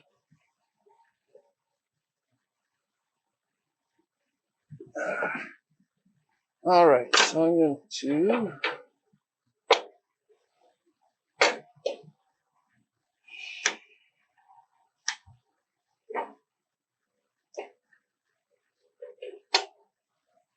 Adjust my fence on my bandsaw here.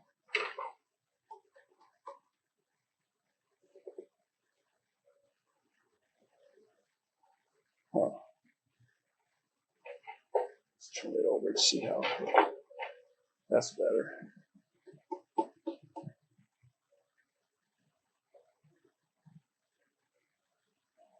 That's going to be good enough. All right, let's lock that down.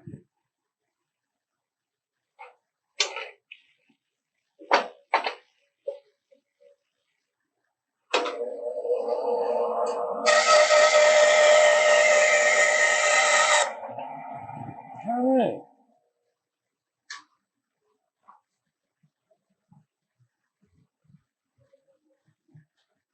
I'm going to have to cut this down a bit.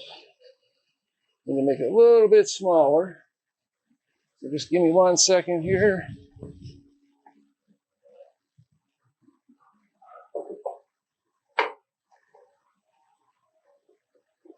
I need to measure the rectangle box here. Make sure I got it. That should be, yeah, it should be 4 inches, right? Let's see. I want to make sure I got this cut right.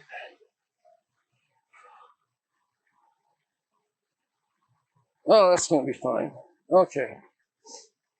Don't need to make a recut.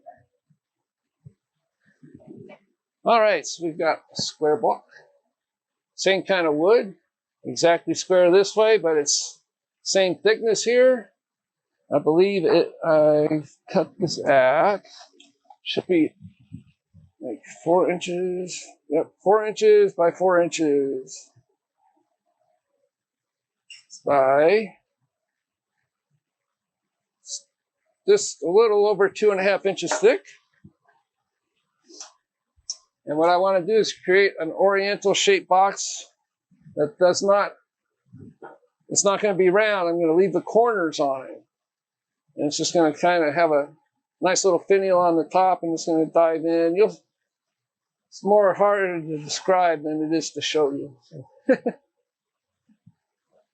me grab my center. You got to put it between centers first,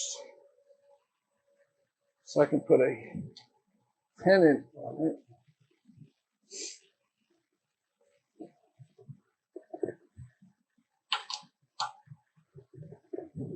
Get that there. Wide center.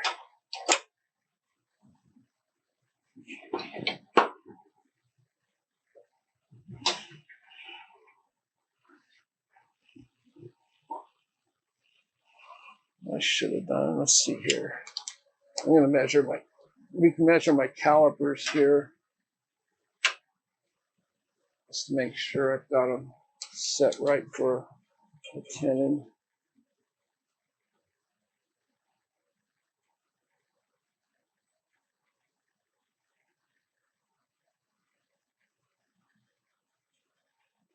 See how small I can go with these.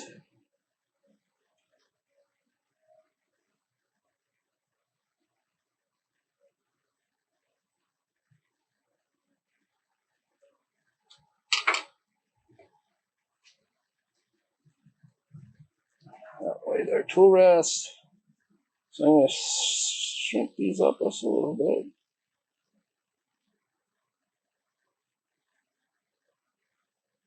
There we go. All right, put these back up on the magnets so they don't go anywhere. So I'm going to put this in between centers and create a tenon on the bottom of one side.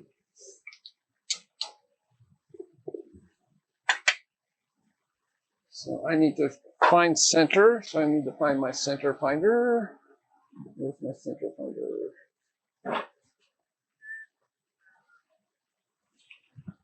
It should be almost exact, so I'm just going to draw a line from corner to corner.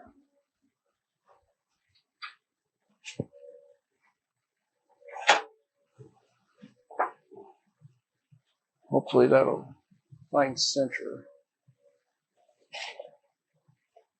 I wonder where my center finder went.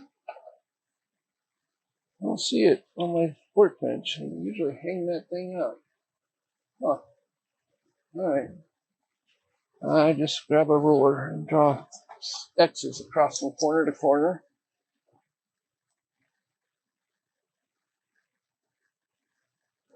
And let me put overhead. There we go. You guys don't need to look at my ugly mug any more than you have to.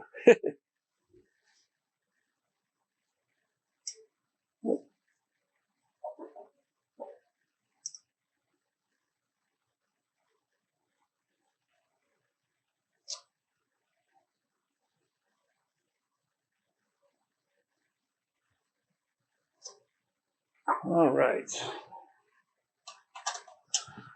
I need my life center that has a point in it. I don't have a point. There's my point. Need to grab my magnet. I think my point fell into the shavings. So I need to fish around in here for it.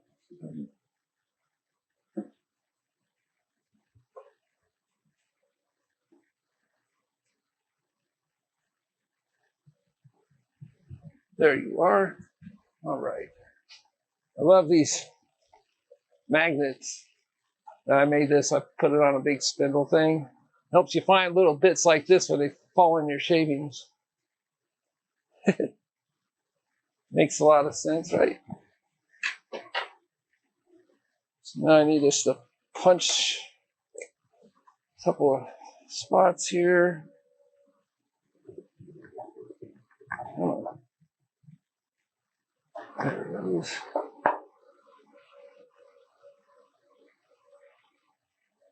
This is all. Now we're getting there. Hope you guys don't mind the length of my demos. Yeah, I like to try to give everybody their money's worth. I could have stopped with just the corner. That's all good. I could have just stopped with that corner box and called it a day, but I like to give people what they,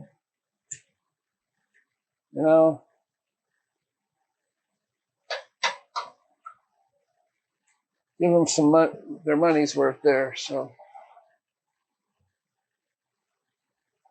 I just need to come in here and create a tenon to grab this part.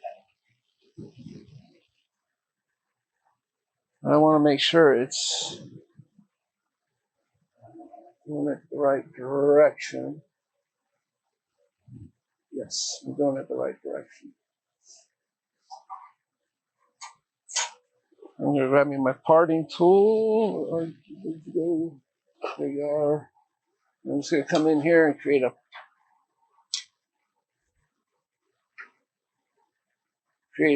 tenon in here. See if I can. I have to back up my tailstock just a little bit.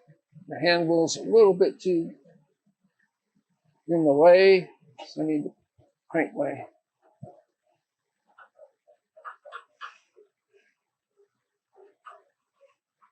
All right. Make sure it's in the holes. Mark. There we go.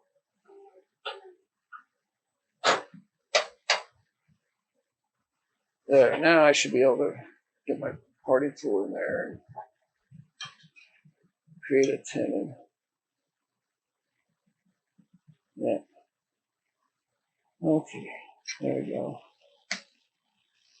This is a small piece, so I'm not really worried about grabbing it on the corners a little bit.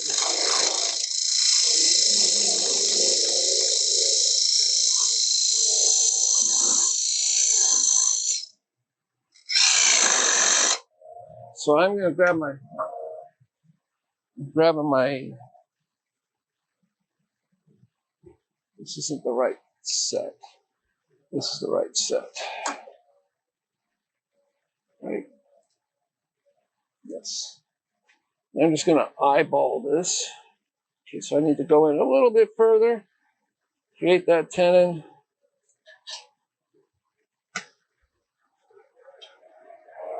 Back this up just a little bit.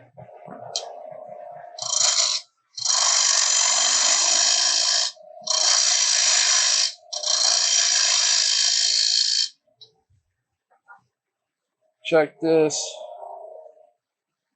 Go a little bit further.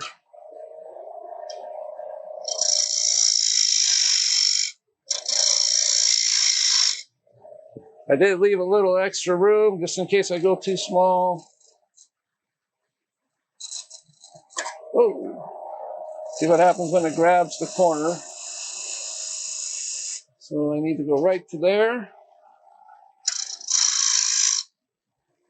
Tool rest dropped a little bit. I need to bring it back up.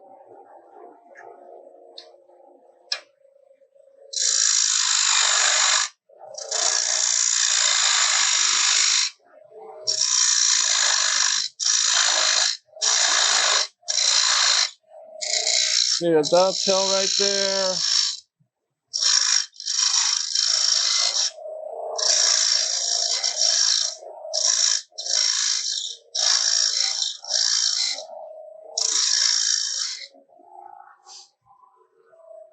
Now I'm going to do some push cuts to level that out using a bow gouge. Turn up the lathe a little bit more. Just go straight in. You want to keep those corners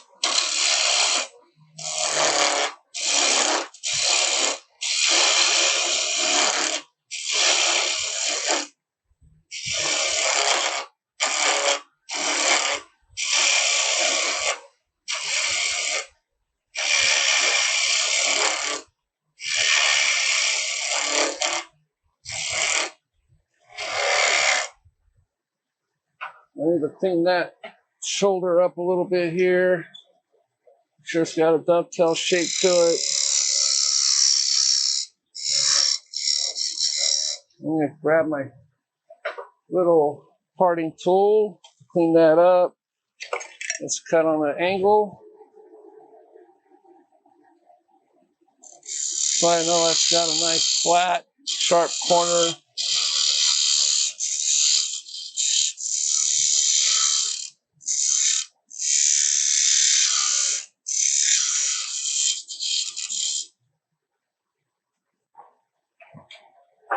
All right. Now we could reverse turn it.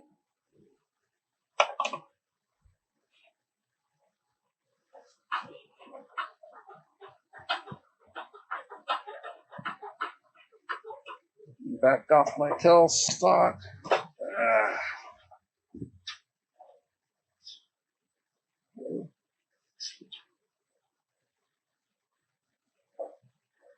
Lost my camera view on that one again. I'm going to lose that. There we go, got it back.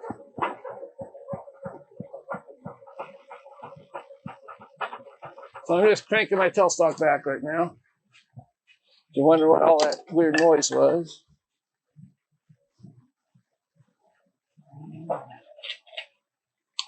Take the stab center out of there.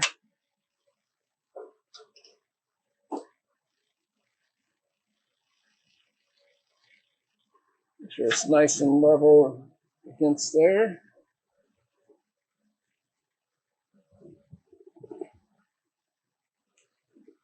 Okay. Not quite. Give it a little bit of a twist. It wasn't quite sitting flat on the jaws. It's a very important thing. You got to make sure it is. Okay.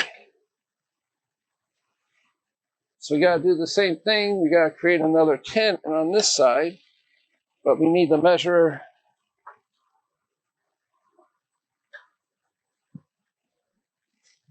using the opening of the box. Where's my other? So I don't want to have to readjust those. So I got these here. I'm going to set this flat down here on my bed weight so I can measure it better.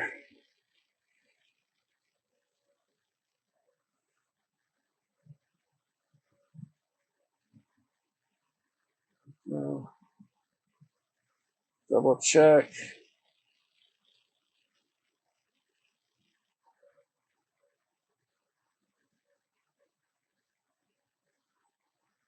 And make it a little, the tenon I'm going to make is, I'm going to make it a little larger and then work it up to where it fits in this little part. Or it seats down inside the box body. So always start with a little bigger and then work your way. We talked about that during the basics class last Sunday.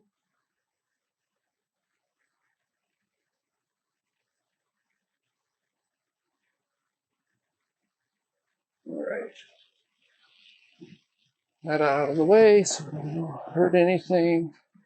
Need to clean up that bottom here. Grab my bowl gouge.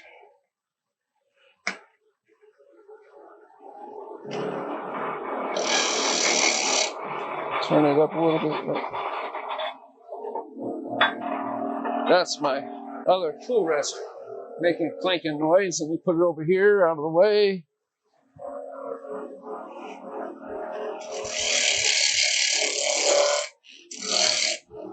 Get rid of all that weathered wood.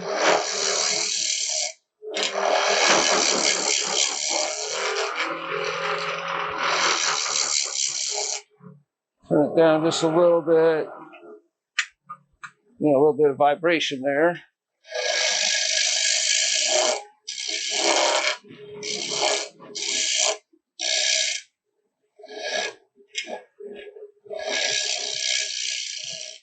All right, same thing. We're going to mark this.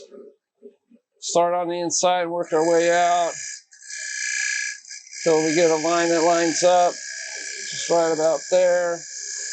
All right, that's good. Mark it in with a pencil so you got a better idea where it's at. All right, so I'm going to grab my parting tool again. Cut from the inside or from the outside. Here, find that line and work your way this way.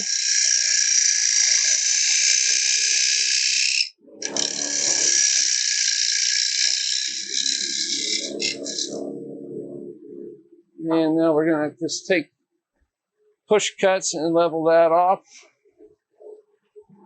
until it's flat with the bottom part of the tenon.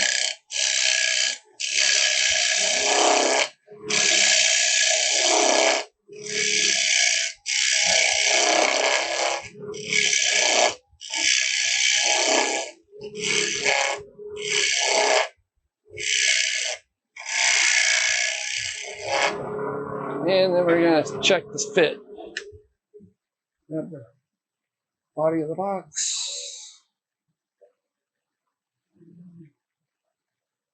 All right, needs to go a little bit more in.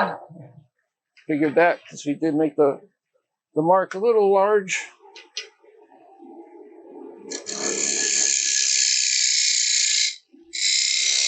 Make sure it's nice and parallel so it'll go in.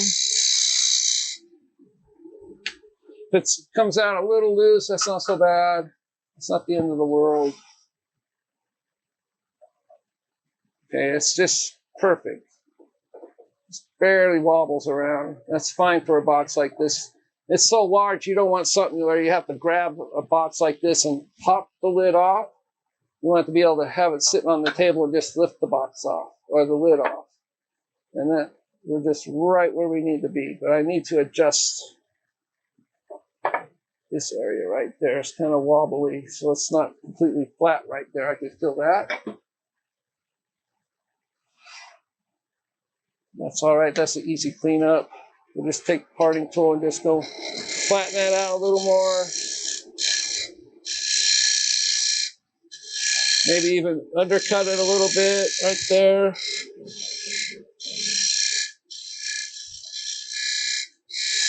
And we'll fit it one more time just to make sure the wobble is gone.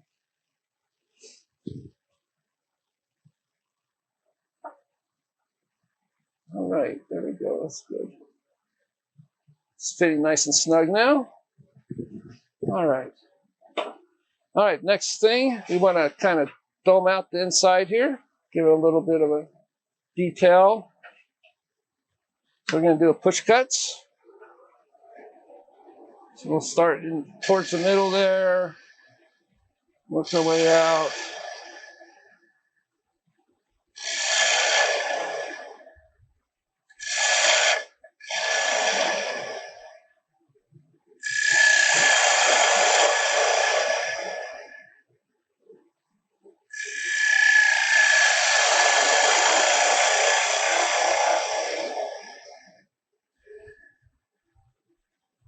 Then we will touch that with sandpaper. And maybe grab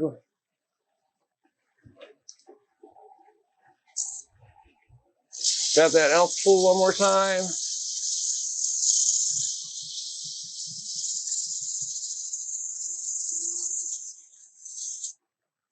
Sand the edge there really neat.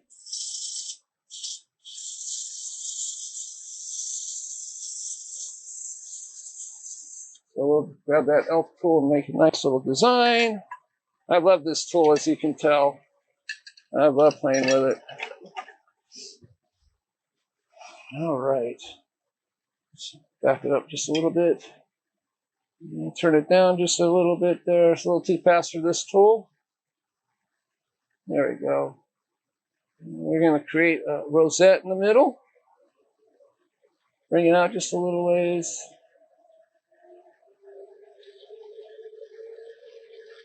And then we'll come across.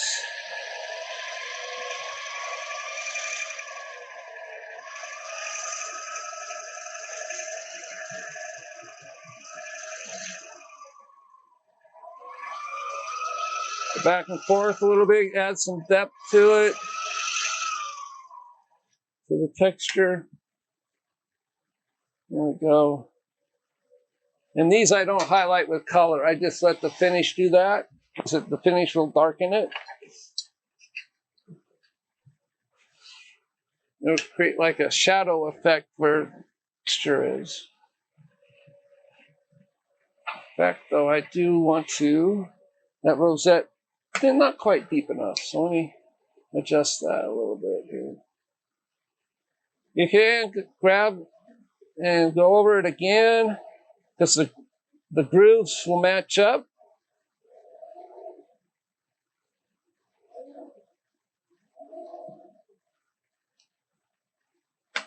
See what that did. It's a little better. So let me draw those lines in there, and then I'll get that Scotch pad and kind of clean up any fuzzies.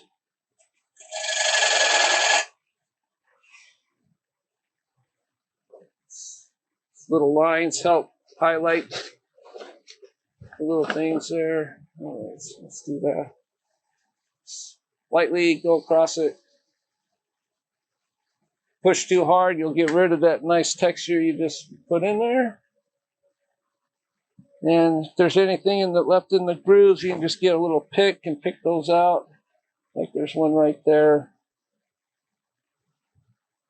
All right, so now what we want to do is we're going to come in here and we're going to uplift these corners. We're just going to bring them up this way. I'll grab a pencil so you guys can see what I'm talking about. We just want to kind of bring these up, almost like a Chinese house would have, roof would have. And we're going to take this down, and then we're going to put a finial right up in the center here. So let's work this way down. So we'll do this part first, and then I'm going to grab it, this part with the chuck, we're going to reverse it, and then we'll do the finial and the shaping on the top. And then we'll be all done. Finally, right? No questions. Everybody's being so quiet. You're explaining everything so efficiently. I don't know. Sometimes I think I'm putting everybody to sleep when that happens.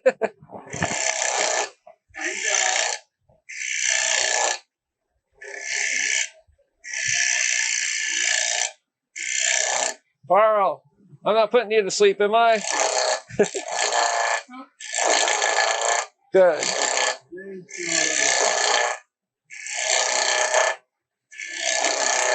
almost like an OG curve right here, coming up and out. Let's see how that came out. I might have to do a push cut if it's got any rough cuts on it. Same thing, we're probably going to have to take a block and just clean that up. You can see the shape forming there. There you go, right at the top there, you can see that shape right there. And that's all we need to do on the bottom. Now we're going to flip this around in this chuck. We got to open up the jaws a little ways more. And just grab it by the corners. And this piece is small enough, I'm going to bring the tailstock up for most of it, that it's not going to affect it too much. Hopefully these will open up far enough. I don't want to have to change jaws. There we go. All right. Now I left a little flat spot right along the edge of the tenon right there. That way it's seated against nice and there's a flat right there for the jaws to rest on.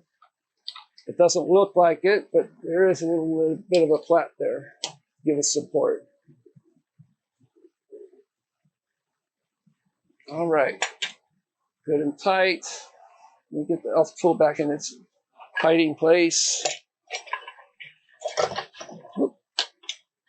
Get in there. All right, tailstock. Added support again. Let's bring that up. I'm just going to slide this up.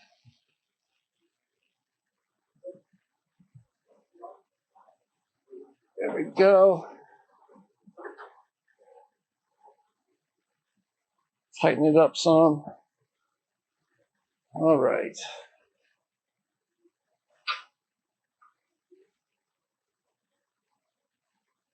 I'm going to make sure it's going to come around. It's about even. That's a little late to decide that. But it'll work. It'll work fine. So back to the bowl gouge. So I'm just going to start doing some peeling cuts towards the headstock. Some push cuts.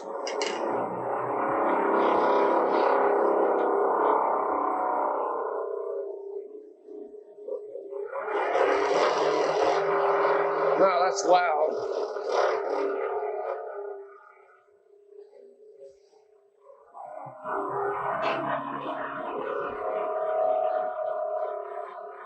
Come on, vibration, go away.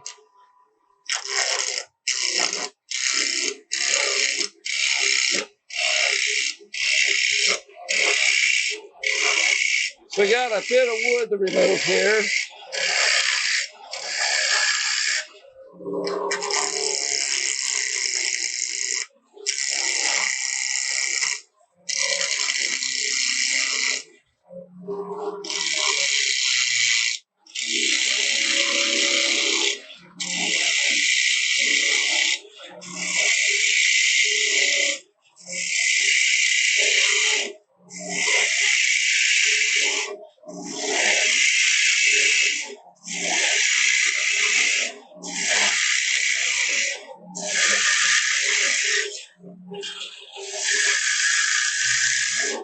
Now that I'm in solid wood here, I can do a little bit faster cutting.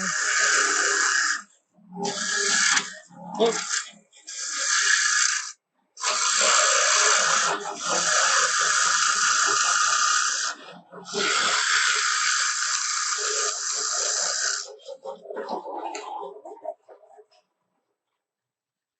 Man, it sounds like it's rattling apart, doesn't it?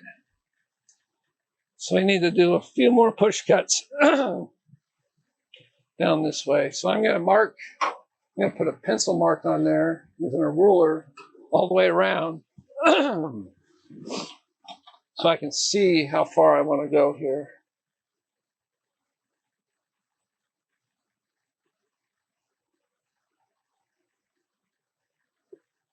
Should probably get my square to do this. It might be a better idea. Grab that real quick.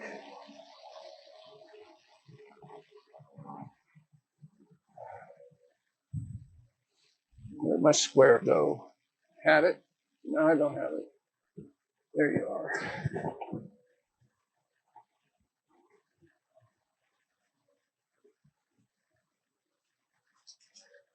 I'm just going to do that across here.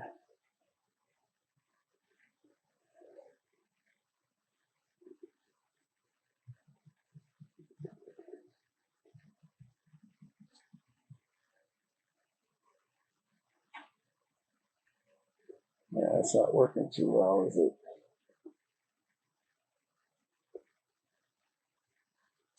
This is just a judgment thing, just to keep me from going too far.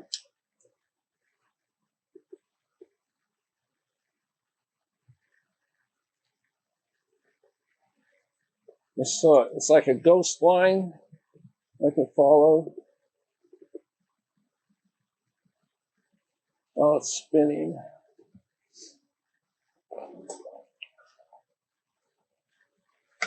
Hopefully you guys can see it too. And you can see it wobbles a little bit, but that's going to prevent me from going.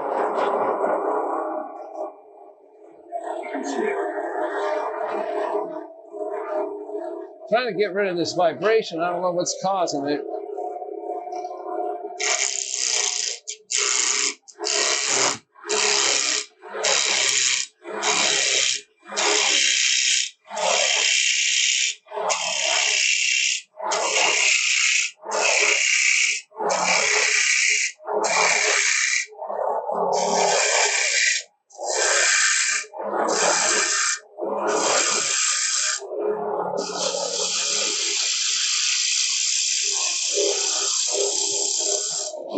Take some of this finial material down.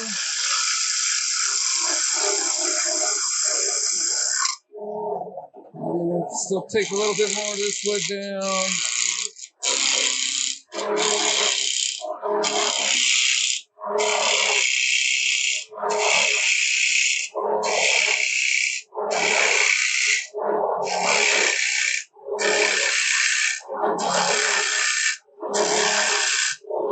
So there we go. We got a lot of that roughed out. We're just about to that line. So now this is where I need to start being careful because I don't want to take any of these corners off. So I don't want to get really, really thin. So what I want to do is create a cove from the center out towards the corners. I want to just like a nice cove inside there, following this kind of a curve on the bottom here. So I'm just going to do some pull cuts. Make sure it's not going to swing around and hit. I'm just going to start in the middle and just kind of work my way out. Not all the way out to the corners yet.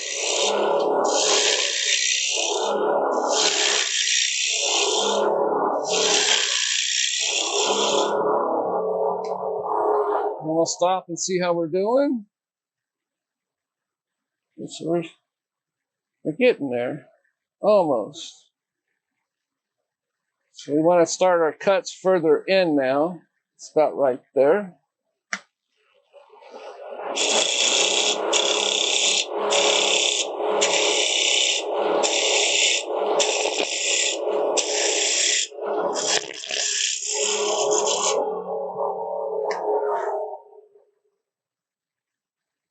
And now we're forming that nice little curve, following it through by starting the cut inward. Not out here where the corners are yet, but inside, right in there.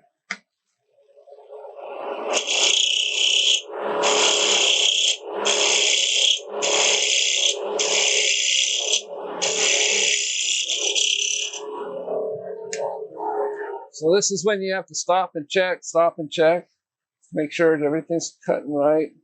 A little bit of chip there. We're almost there, almost. I'm gonna stop and check to see where I'm at. Start to cut right there.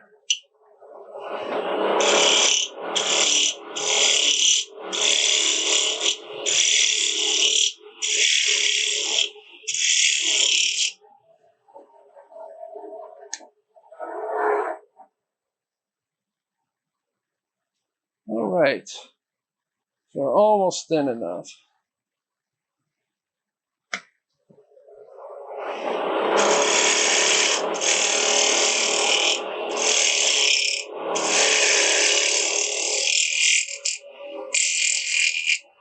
now we're adding that curve to the corners.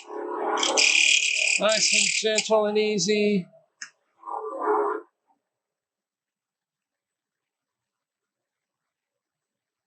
We're almost there. We gotta do a couple more light cuts because we're getting some choppiness there.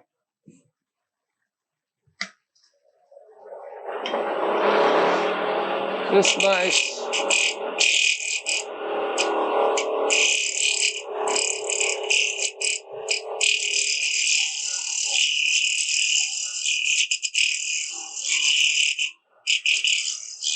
The flute is almost closed, and I'm cutting with the bottom part of the flute.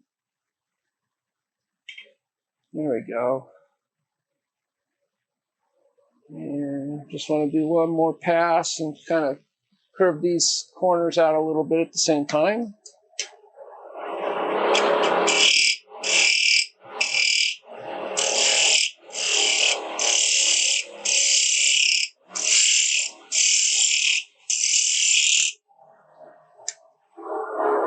Just thinning everything down gives it a more elegant look when you can do that. All right, so that's good. Now I'm just going to kind of ease this corner here, nice and gentle, light cut, bring it around. We'll stop and have a look. All right, well, we took a little bit more than I wanted to. Well, we can clean that up. This right here, I'll just start a cut right there.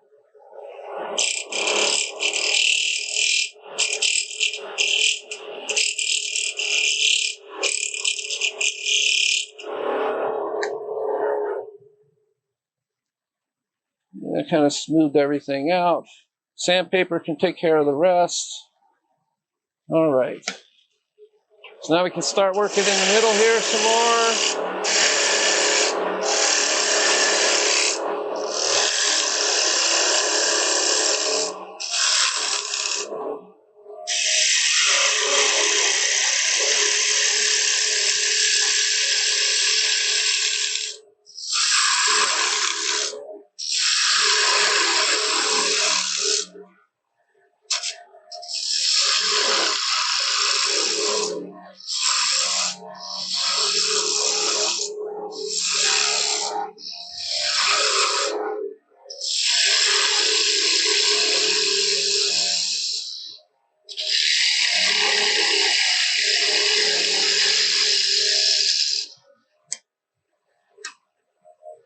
Make sure my tool rest is still good and tight.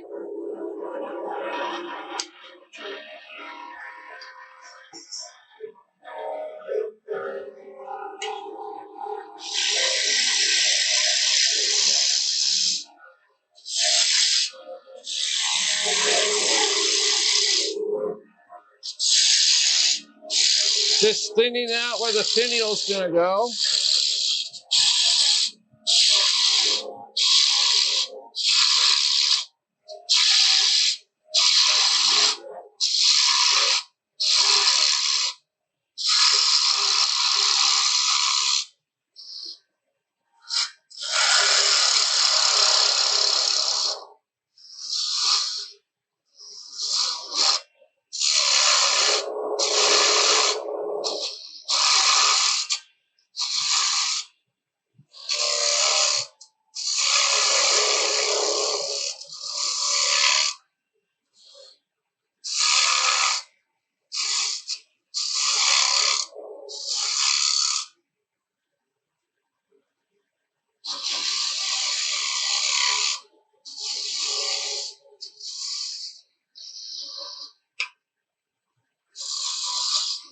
Oh, downhill.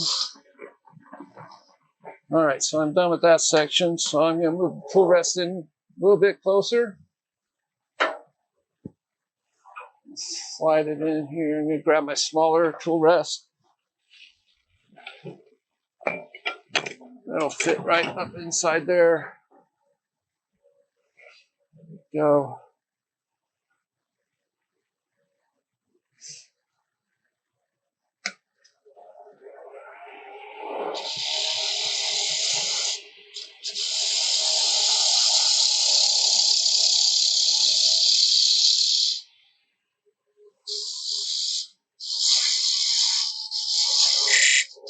Watch those corners. So I gotta kind of be careful here and actually do the cove uphill, because those corners will bite you.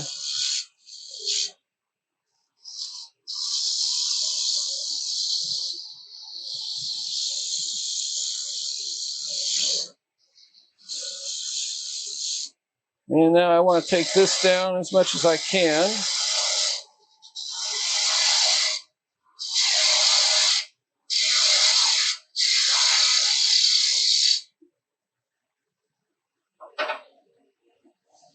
Back this off. And just gently kind of shape this. Oh, I need to part that part off. So I'm going to bring the tail section back up.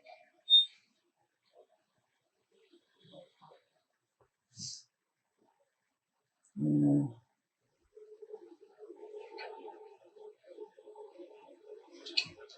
little too high. Excuse me. Wood dust, you know.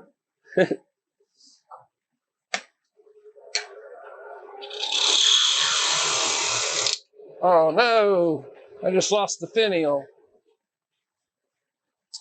Well, in this case, as you can see, I just popped the finial off. So in this case, what I would do, I'm not going to do it today, but I will talk to you about it, is I would just cut this down, which I'll do right now, and I would create a separate finial, probably maybe out of blackwood or ebony like I have, and just attach it. I'll keep this base right here, and I would just trim all that, the rest of this down like this. There must have been a weak spot in this wood that created that to pop off like that.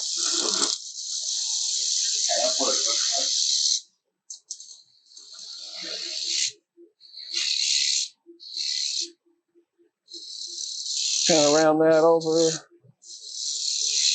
and just do gentle cuts out to the corner here. Kind of lower this down a little bit. There was a weak spot in it. Yeah.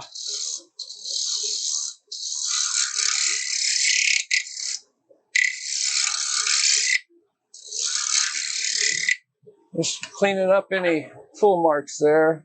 See how it looks. It's not bad. Some sanding would clean that up along the edges here too.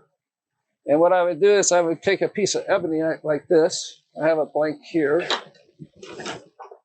somewhere. Is this one too long? That one's too long. This would probably work. I would just take a piece of ebony and turn a finial that would fit right on this spot right here.